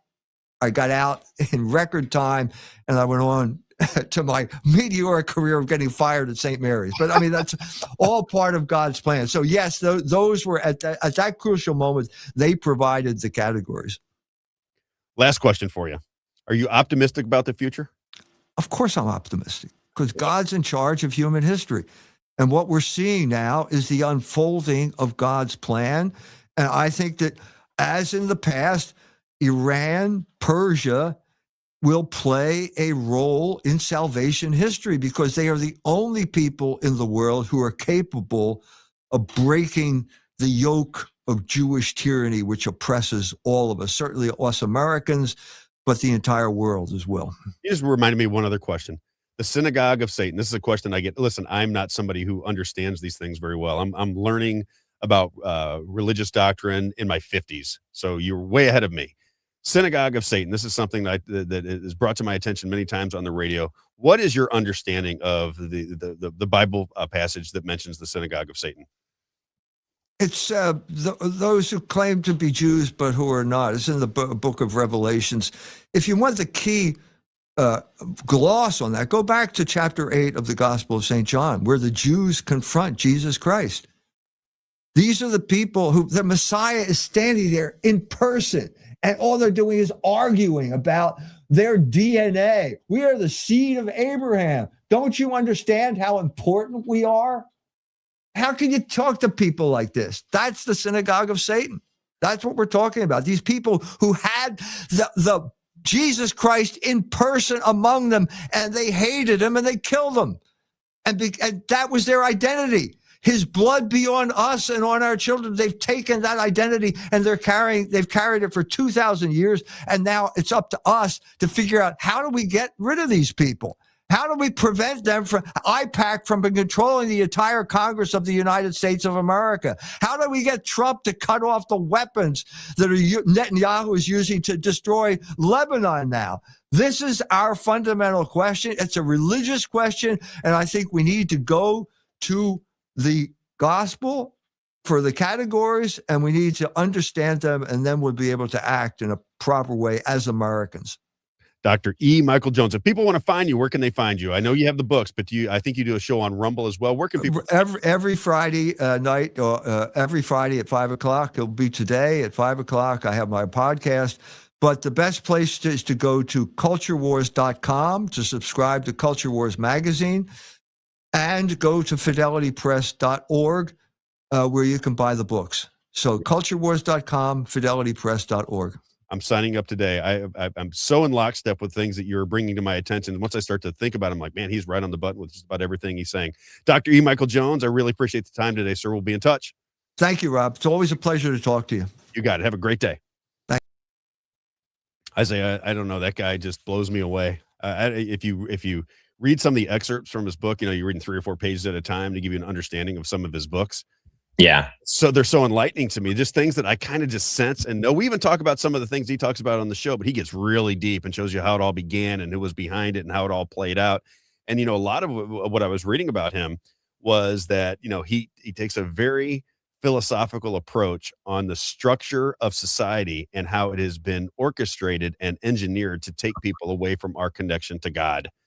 And boy, isn't that true in the United States. I mean, when we look at America, isn't that just so obvious to people? I mean, I talk to a lot of friends who I love, and I'm like, you don't believe in God? I mean, forget Jesus, just that there's something bigger than you. You don't believe that? And they'll say, no, I'm like, how in the world? You got to really be out there on a limb to not think that there's something that created this, right? I mean, it's just, it's beyond our imagination. So whatever that is has to be God. But there are people that grow up in this world with all of this beauty, consciousness, the whole thing, and think it's all just happenstance that we came from monkeys or something. To me, I don't know how they get there. I'm like, you must be really smart, because I don't even understand how you can figure all that out. And they can't explain it, which is even more bizarre. It's the missing link, Rob. It's like Q, how we feel about it, right? Well, it's the missing link, Rob. Yeah, even though there's never been any evidence or discovery that's ever been made, and there's nothing, we have a theory though, so that's what we're going to believe. Yeah, that I do kind of see it in those same terms. Carrington Financial. Let's do it. Financial. Anybody out there that needs to grow or protect their money, right? You're nearing retirement. Everybody, right? Yeah. You got $4, you want to make it $8. No, yeah, I mean, that's just the way the world works. Carrington Financial, our man, Rick Babich. You can see him every Tuesday at 11 right now. If you have financial questions, get them to us. Because if you don't have his opinion, you should get it. Get a second, get a third, get a fourth, get a fifth. It doesn't matter how many opinions, Isaiah, but you should get Rick Babich's opinion about your money. If you're nearing retirement, he uses biblical principles with your money. You can reach him at 314-671-0525. There he is, 314-671-0525. Rick Babich, my man, your caring advisor.com. Again, get his opinion on your finances. Doesn't cost you anything. And I promise you, he's not cookie cutter. He does that. When we talk about finances, he does things. He looks at things from a completely different view, very well studied on finances. That is my man, Rick Babich. And then I don't know if it's going to hail today in St. Louis, but I hope it does for my man, Larry Evans. ECS Roofing and Exteriors. Again, this is Guy. This is our general contractor. We want to keep our business within the family, and I appreciate everybody that makes comments on the feed. I really, really appreciate that. ECS Roofing and Exteriors. When it's time for a new roof, who you going to? You're going to ECS Roofing and Exteriors. 30 years in construction, roofing, siding, decks, gutters, garage doors, you name it, they'll take care of you. Big difference with him than other people that might knock on your door and say, hey, your roof's got a little problem over here. We can get the insurance companies to help you out. They have no idea whether the insurance companies are going to work with you. They're just making that statement so you get into their system and they can sell you something later on down the line. He says, Rob, I am an insurance adjuster, independent. I know what the insurance companies will cover. I know things they won't cover, and I'll do a great job at a great price for any of our customers. This is how I do things. Very conscientious. He just did a roof for one of our listeners, and as they were telling me, or telling my father who related to me, cleaned up everything afterwards, even ran a metal detector around the floor around the yard to make sure there were no nails left over. I had my roof redone. I don't remember him walking around with a metal detector to make sure I didn't step on a nail later on, right? This is ECS Roofing and Exteriors. You can reach them at 314-486-3567. 314-486-3567. Hail damage, any kind of roof damage, you got to get a hold of our guy, Larry Evans. One more time with the number. Get your pen out if you're ready. 314-486-3567. And then it's the weekend, Isaiah. That's right. And what do people do on the weekends? They get oil changes. Am I right? Oh, yeah. He says, Rob, everybody gets their oil changes on the weekend. I said, that doesn't make any sense. I think I want to get done on the week where I would think it would be less busy, right? Because the weekends, everybody's driving around, they get their oil changes. He goes, it's just the way it is. Yeah. And if it is the weekend and you need an oil change, if that check engine light is on, you have to go to Valvoline Express Care and our good friend, Tony Clark. Again, 15 minutes from Beta on your way. No sales pressure, no nonsense, all Valvoline branded products. It is Valvoline Express Care. And again, if you want to get coupons because it's time for an oil change, Valvoline Dash Express Care. You can go right to their website, grab some coupons for yourself. They have locations. Where do they have locations, Isaiah? There it is. Locations in Cape Girardeau, Missouri, Highland, Illinois, Troy, Illinois, Lemay Ferry Road, Warrenton, Missouri, Mid Rivers Mall Drive, and St. Peter's Parkway. When it's time for an oil change, it is Valvoline Express Care. If I don't see that sticker in your window, for the love of God, how can we possibly be friends, Isaiah? We need a Rob Carter show coupon. We should ask him for one. I need a happened thing here. Can I go back to one thing before we leave? I just want to get people's opinion because I was kind of rushed to do it. Can we go back to that video of Sandy Hook? I want to get people's opinion on this because I could be crazy. I'm kind of the same way with Erica Kirk. I don't want to be disrespectful to Erica Kirk. Her husband was, assassinated in broad daylight, and I don't want to be disrespectful to her, but she seems odd to me, right? Just seems that her behavior and the things that she's talking about and the outfits that she wears and the crazy eyes and the whole thing just seems a little bit bizarre to me. Yet at the same time, I want to be relatively respectful because of what she went through, as I understand it. I do not understand why she's accepting the official narrative, right? So, I could call out and say, wait a minute, the official narrative doesn't make any sense. Why would you buy that story when nobody else in the world is buying it? Why would you buy it when it was your husband and somebody you love more than anybody, the father of your children? I can't get around it.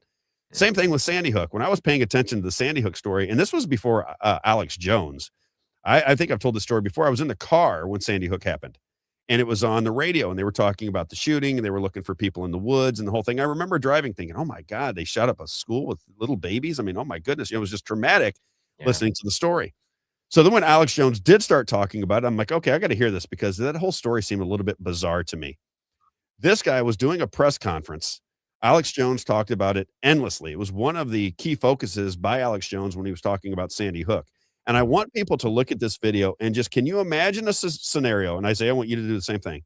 Can you imagine a scenario where your 6-year-old daughter was assassinated in her school, shot, killed, murdered in her school, 6 years old, first grade.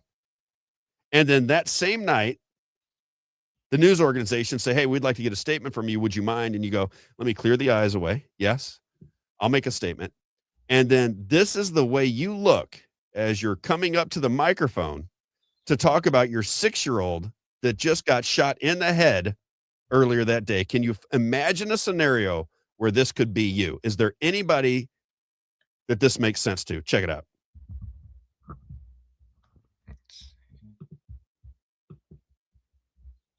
I just find this fascinating. The family is there, and they're getting ready to make to come to the microphone. So we'll listen. Okay.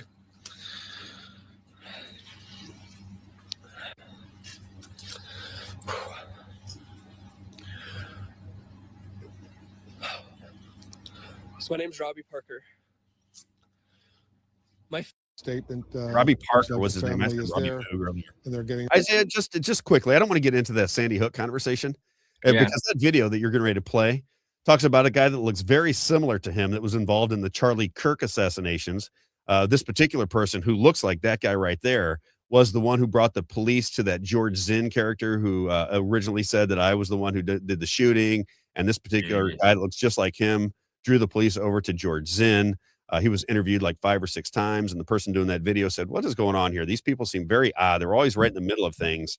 And are these people, as back in the day, they would call them crisis actors. That's what they were labeled by Alex Jones.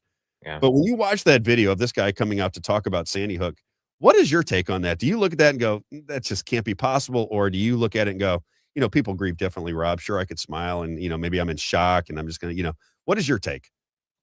Yeah, I mean, we do know just from, I think it's really more medical stuff is that people do have different responses to grief. So that's, that is a fact. That doesn't mean that, when people are, that doesn't mean everything that everyone's doing is necessarily a reaction to how they're grieving though.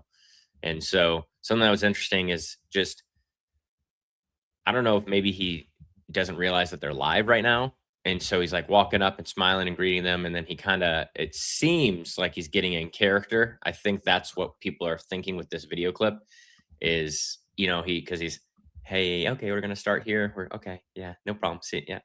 And then he starts breathing and then he is a little more weighted at that moment now, right? Did you ever have any notion that Sandy Hook may not have been the way it was described? Did I you go through that followed at it all? for a little while, and then I was like, "Okay, no, How it's old were you not." when that happened, by the way? Yeah. Oh, that was not too long ago. I feel like, well, when was that? I think 2000 Sandy and Hook was like 20 years ago now, wasn't it? no. Check out how long Sandy Hook happened. It No. was a There's while no back. way. 15 years ago? I don't think that long. It's 2012, so what is that?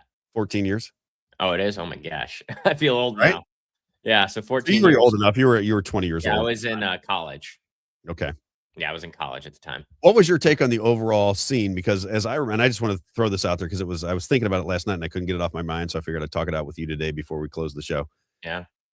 When I looked into it, some of the things that I found that were very interesting about Sandy Hook, and I'm not saying it didn't happen. I don't know what, I don't know anything. Yeah. But one of the things that was kind of odd that I always found very odd was there was a guy that was on the news right afterwards. And maybe we'll find that one of these days when we get into a conspiracy show. And he says that kids had run out of the school and they were, he had a house next to the school. And he said there was like, I want to say like 3 kids and they were all shook up and they were crying. Now, this is his story that he tells the news media that he brings these kids into his home. Now, I want you to think about this. You got these 3 kids crying. He says he doesn't know what's going on. He brings Yeah. them into the house, right? The whole story seemed a little bit convoluted to me. Just the story of him would you invite Yeah. 3 kids that you don't know into your house? I mean, that seems a little odd, right? And instead of standing out and going, what's going on here? This kind of thing. And what was interesting about it is when his name was released, and this is another Alex Jones revelation, was it turns out that this guy was had a SAG card, Screen Actors Guild, an actor. And then you come to find out, like, I think there were 26 parents who lost their kids that day, or 25 parents and a teacher. I think that's what happened. That multiple people in that particular story were members of SAG, the Screen Actors Guild, actors. Mhm. I just find that the whole thing kind of bizarre. I'm not saying that anything weird happened there necessarily, but you could certainly see how you could make a story out of it based on the information that we had at that time and as revelation started to come out afterwards. Absolutely. And it reminds me so much. The reason I shouldn't say I haven't talked about Sandy Hook in a long time. But it reminds me a little bit of this Charlie Kirk story, right? The Charlie Kirk story is going to live on forever because you've got Candace Owens doing a daily investigation of what happened to Charlie Kirk. But it's another situation where there's a lot of more information that the news is not covering. I would say large portions of society do not believe the official story. We talked to Alex Newman, a brilliant guy, and he said, I don't believe the official story. I don't know what happened there, but I don't believe the official story because it doesn't make any sense. Well, when I look at it, it doesn't make any sense, but how does it make sense to somebody who's bright like Erica Kirk? That's the question I don't understand. And it reminds me a little bit of that scenario right there. A lot of the story behind Sandy Hook didn't make any sense. A lot of the story behind Charlie Kirk doesn't make any sense. And yet, if you question it at all, you're kind of a terrible person because of the gravity of what happened. Well, I think the thing is that what they want us to do is that it really happened, right? But how did it happen? And who did it? Yeah. Is that how it happened? And is that the real perpetrator, right? And if it is the real perpetrator, is that an idea that they came up with on their own? Or were they meeting with CIA agents or Mossad agents? Or, there's all these other opportunities. Right. It could have been an MK Ultra type situation. Exactly. Going to a therapist. He gets caught up with the CIA psychiatrist. They want to create they want like JFK. JFK did die, right? But and RFK. But how did it happen, right? Who did it? Those are the questions that I think are reasonable to ask, and not veering off into labeling someone as like this is a false narrative. You know what I mean? Yeah. That this person died. No, that's not what we're saying. It's that what we're being told about the narrative might not be all true, right? Yeah. That's kind of that's how I look at Sandy Hook, is that obviously the children died and it's a terrible tragedy. And obviously the parents are it's something terrible that happened. The shooting did happen. There's someone, the guy shot his mother too. I didn't even know that until I just looked it up. Yeah. And so I didn't even know that part, that he had shot his mother first before he went there. That's well-to-do. Yeah. They were a wealthy family. That's what, apparently she was shooting. Connecticut. I mean, it's a wealthy state, right? And so Well, I know several people from Connecticut. I think I told you, I said I went to school with a woman who's now in the legislature in Connecticut. Mm-hmm. And then I had a woman that worked for me, and actually her son, I got to get him on the show. I think I haven't been able to communicate with him lately, but he was the one that did the production of the podcast for me at one time. And Nice. she's lived in Connecticut her whole life. And she said, I don't know anybody that knows anybody other than a fireman that used to work in the shoe business who says they have any connection to Sandy Hook. And I said, that's kind of weird because Connecticut's a small state, kind of like Missouri. I would think that if something happened in Kansas City or if something happened in Columbia or anywhere in St. Louis, a tragedy of that nature where 26 people are slaughtered, right? That I would know somebody that had some affiliation with it, somebody that was working at the hospital, or somebody that was a cousin or a friend of one of the people that were killed, or maybe some association to the shooter or to the teachers that were at that school, or the firehouses that came, or the police that were involved. I would think I would find somebody. We did find one person who said it was real, that they had seen the kids and the whole thing.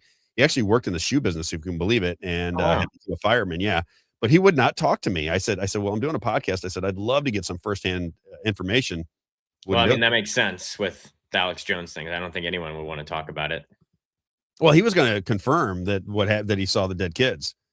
Well, right? that's what I'm saying. Is like I don't either way. You just think that the topic got so hot that Yeah. nobody Oh yeah. No. I don't think anyone would want to talk. I mean, at that time that Yeah. makes sense. You know, it's like, what am I going to say? Something's wrong? Is something going to come back and get me? Right? It's like, Yeah. you would think that Alex Jones could have those theories and not get sued, right? But he did, and he lost. It's like, man, that's crazy. One of our listeners, Ben, says, so this was the big story behind Sandy Hook. If you're I'm into conspiracies, whether they're true or not. Sometimes if you can't prove whether they're true or false, it makes them even more exciting because you can study them forever.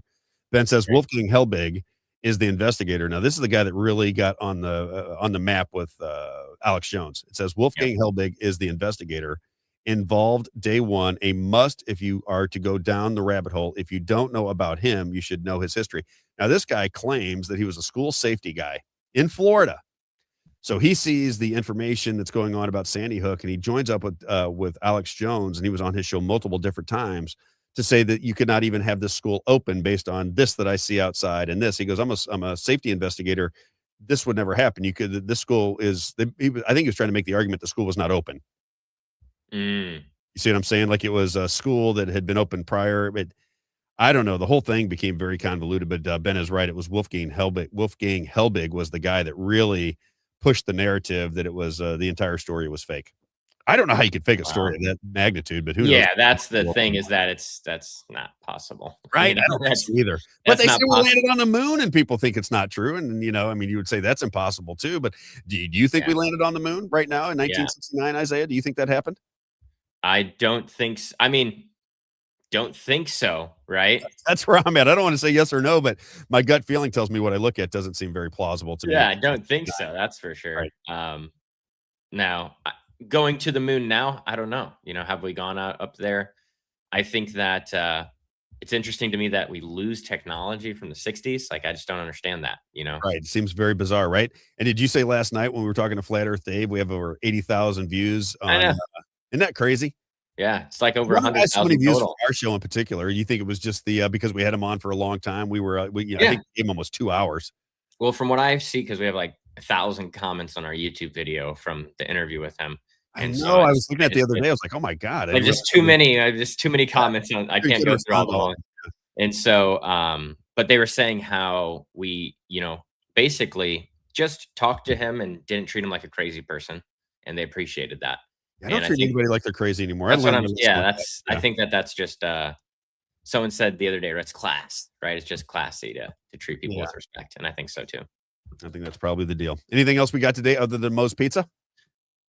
No, I mean, lots of headlines that came out today, lots of the socialism stuff being thrown at us about Mamdani and how the rent is frozen in New York, and they're trying to use that to frame that, even though they've frozen rent before. And so now that the socialists have won, now they're going to frame this rent freeze as kind of together, even though that's something that they've done before. They have frozen the rent before. This is not something that socialists have necessarily are bringing in as a new thing, but they're making it sound like it's Mamdani, the socialist. It's because of him. And so very interesting, the narratives that are coming out. Can you see it's forming, though? Look, if you believe that it's all political theater, like where's my Warenberg? Hang on. Yeah, it's right here. Like these two. This was one headline from the other day. It's Mamdani's political gamble pays off as his endorsed candidates sweep their primaries. And then this one came out today. Rent board fulfills Mamdani's vow to freeze the rent on 1 million New York City apartments. Right? New York City, Zoran Mamdani barreled into City Hall, vowing to tackle the city's notoriously high cost of living. As your next mayor, I'll freeze your rent. And on Thursday evening, a board he controls made good on that signature pledge. And Can you see if you can find the Trump? I don't know if it was a Truth Social post or something that he put out that he's been waiting for this moment. You know, he's like Eminem, right? And he says that he's been waiting for this moment for these communists to come out, and this and the other. These are the things that make me question Trump, because this is such an obvious BS narrative based on the things that are going on right now in our government run by Republicans, that it just doesn't sit well with me. And I know people disagree. I get it. But my word, I mean, our government's taken over everybody's life, with Republicans or Democrats. I don't know what the difference is. I don't know why I'd be more scared of Democrat socialism than I am fascism, right? I mean, look at the government. I mean, Donald Trump left office on January 20th. January 6th happened 2 weeks before that. You basically had a theatrical movie that made it look like there was this big insurrection. They put the guy dressed up like a Viking. He's the one that gets out of jail. We've had people on this show that were in there for 3 and 4 years at a time, but the guy that was dressed up like a Viking that was inside the Capitol, he gets let go. Right. Then you have Tucker Carlson said he's going to get all of the story out about January 6th. He has one show that Alex Jones is pushing. And then after that one show, that's when he got fired from Fox News. I wonder how many people recognize that. Can you read that for people real fast? Yes, just some great wisdom from Donald J. Trump here. The communists are finally making their move. I've been waiting and preparing for this for a long time. It's easy to be a communist. All you have to do is say, I'll give you everything. That means you're taking it away from others that have earned it. Over thousands of years, that ideology has not worked once. The game is on. Enjoy watching. Enjoy watching. Welcome to Central Casting.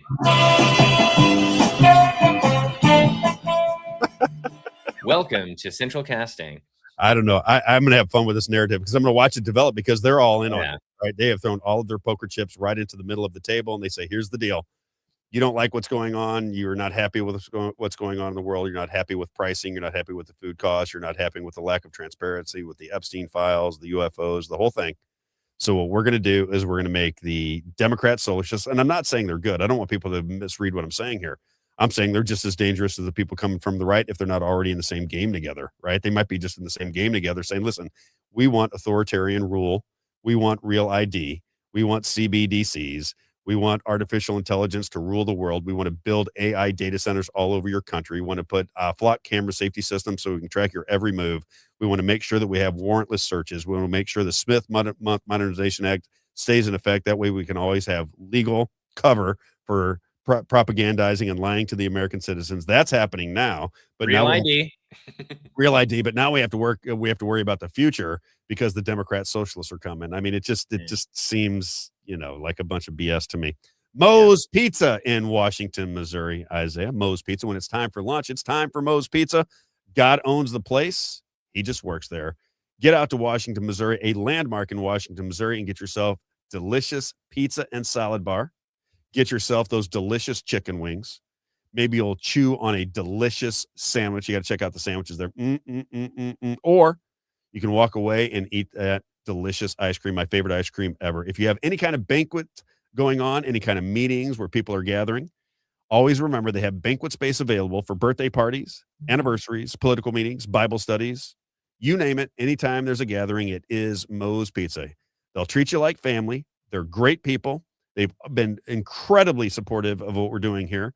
And I say to everybody, you don't have to agree with everything that we say. If you do agree with everything that I say, then I'm not really sure that you're in the same game with us, because we're trying to open up conversation. We're trying to be respectful of people who have different opinions. We're trying to invite on political people that we disagree with. We're trying to show you what we believe is going on, and anybody can answer it at any time.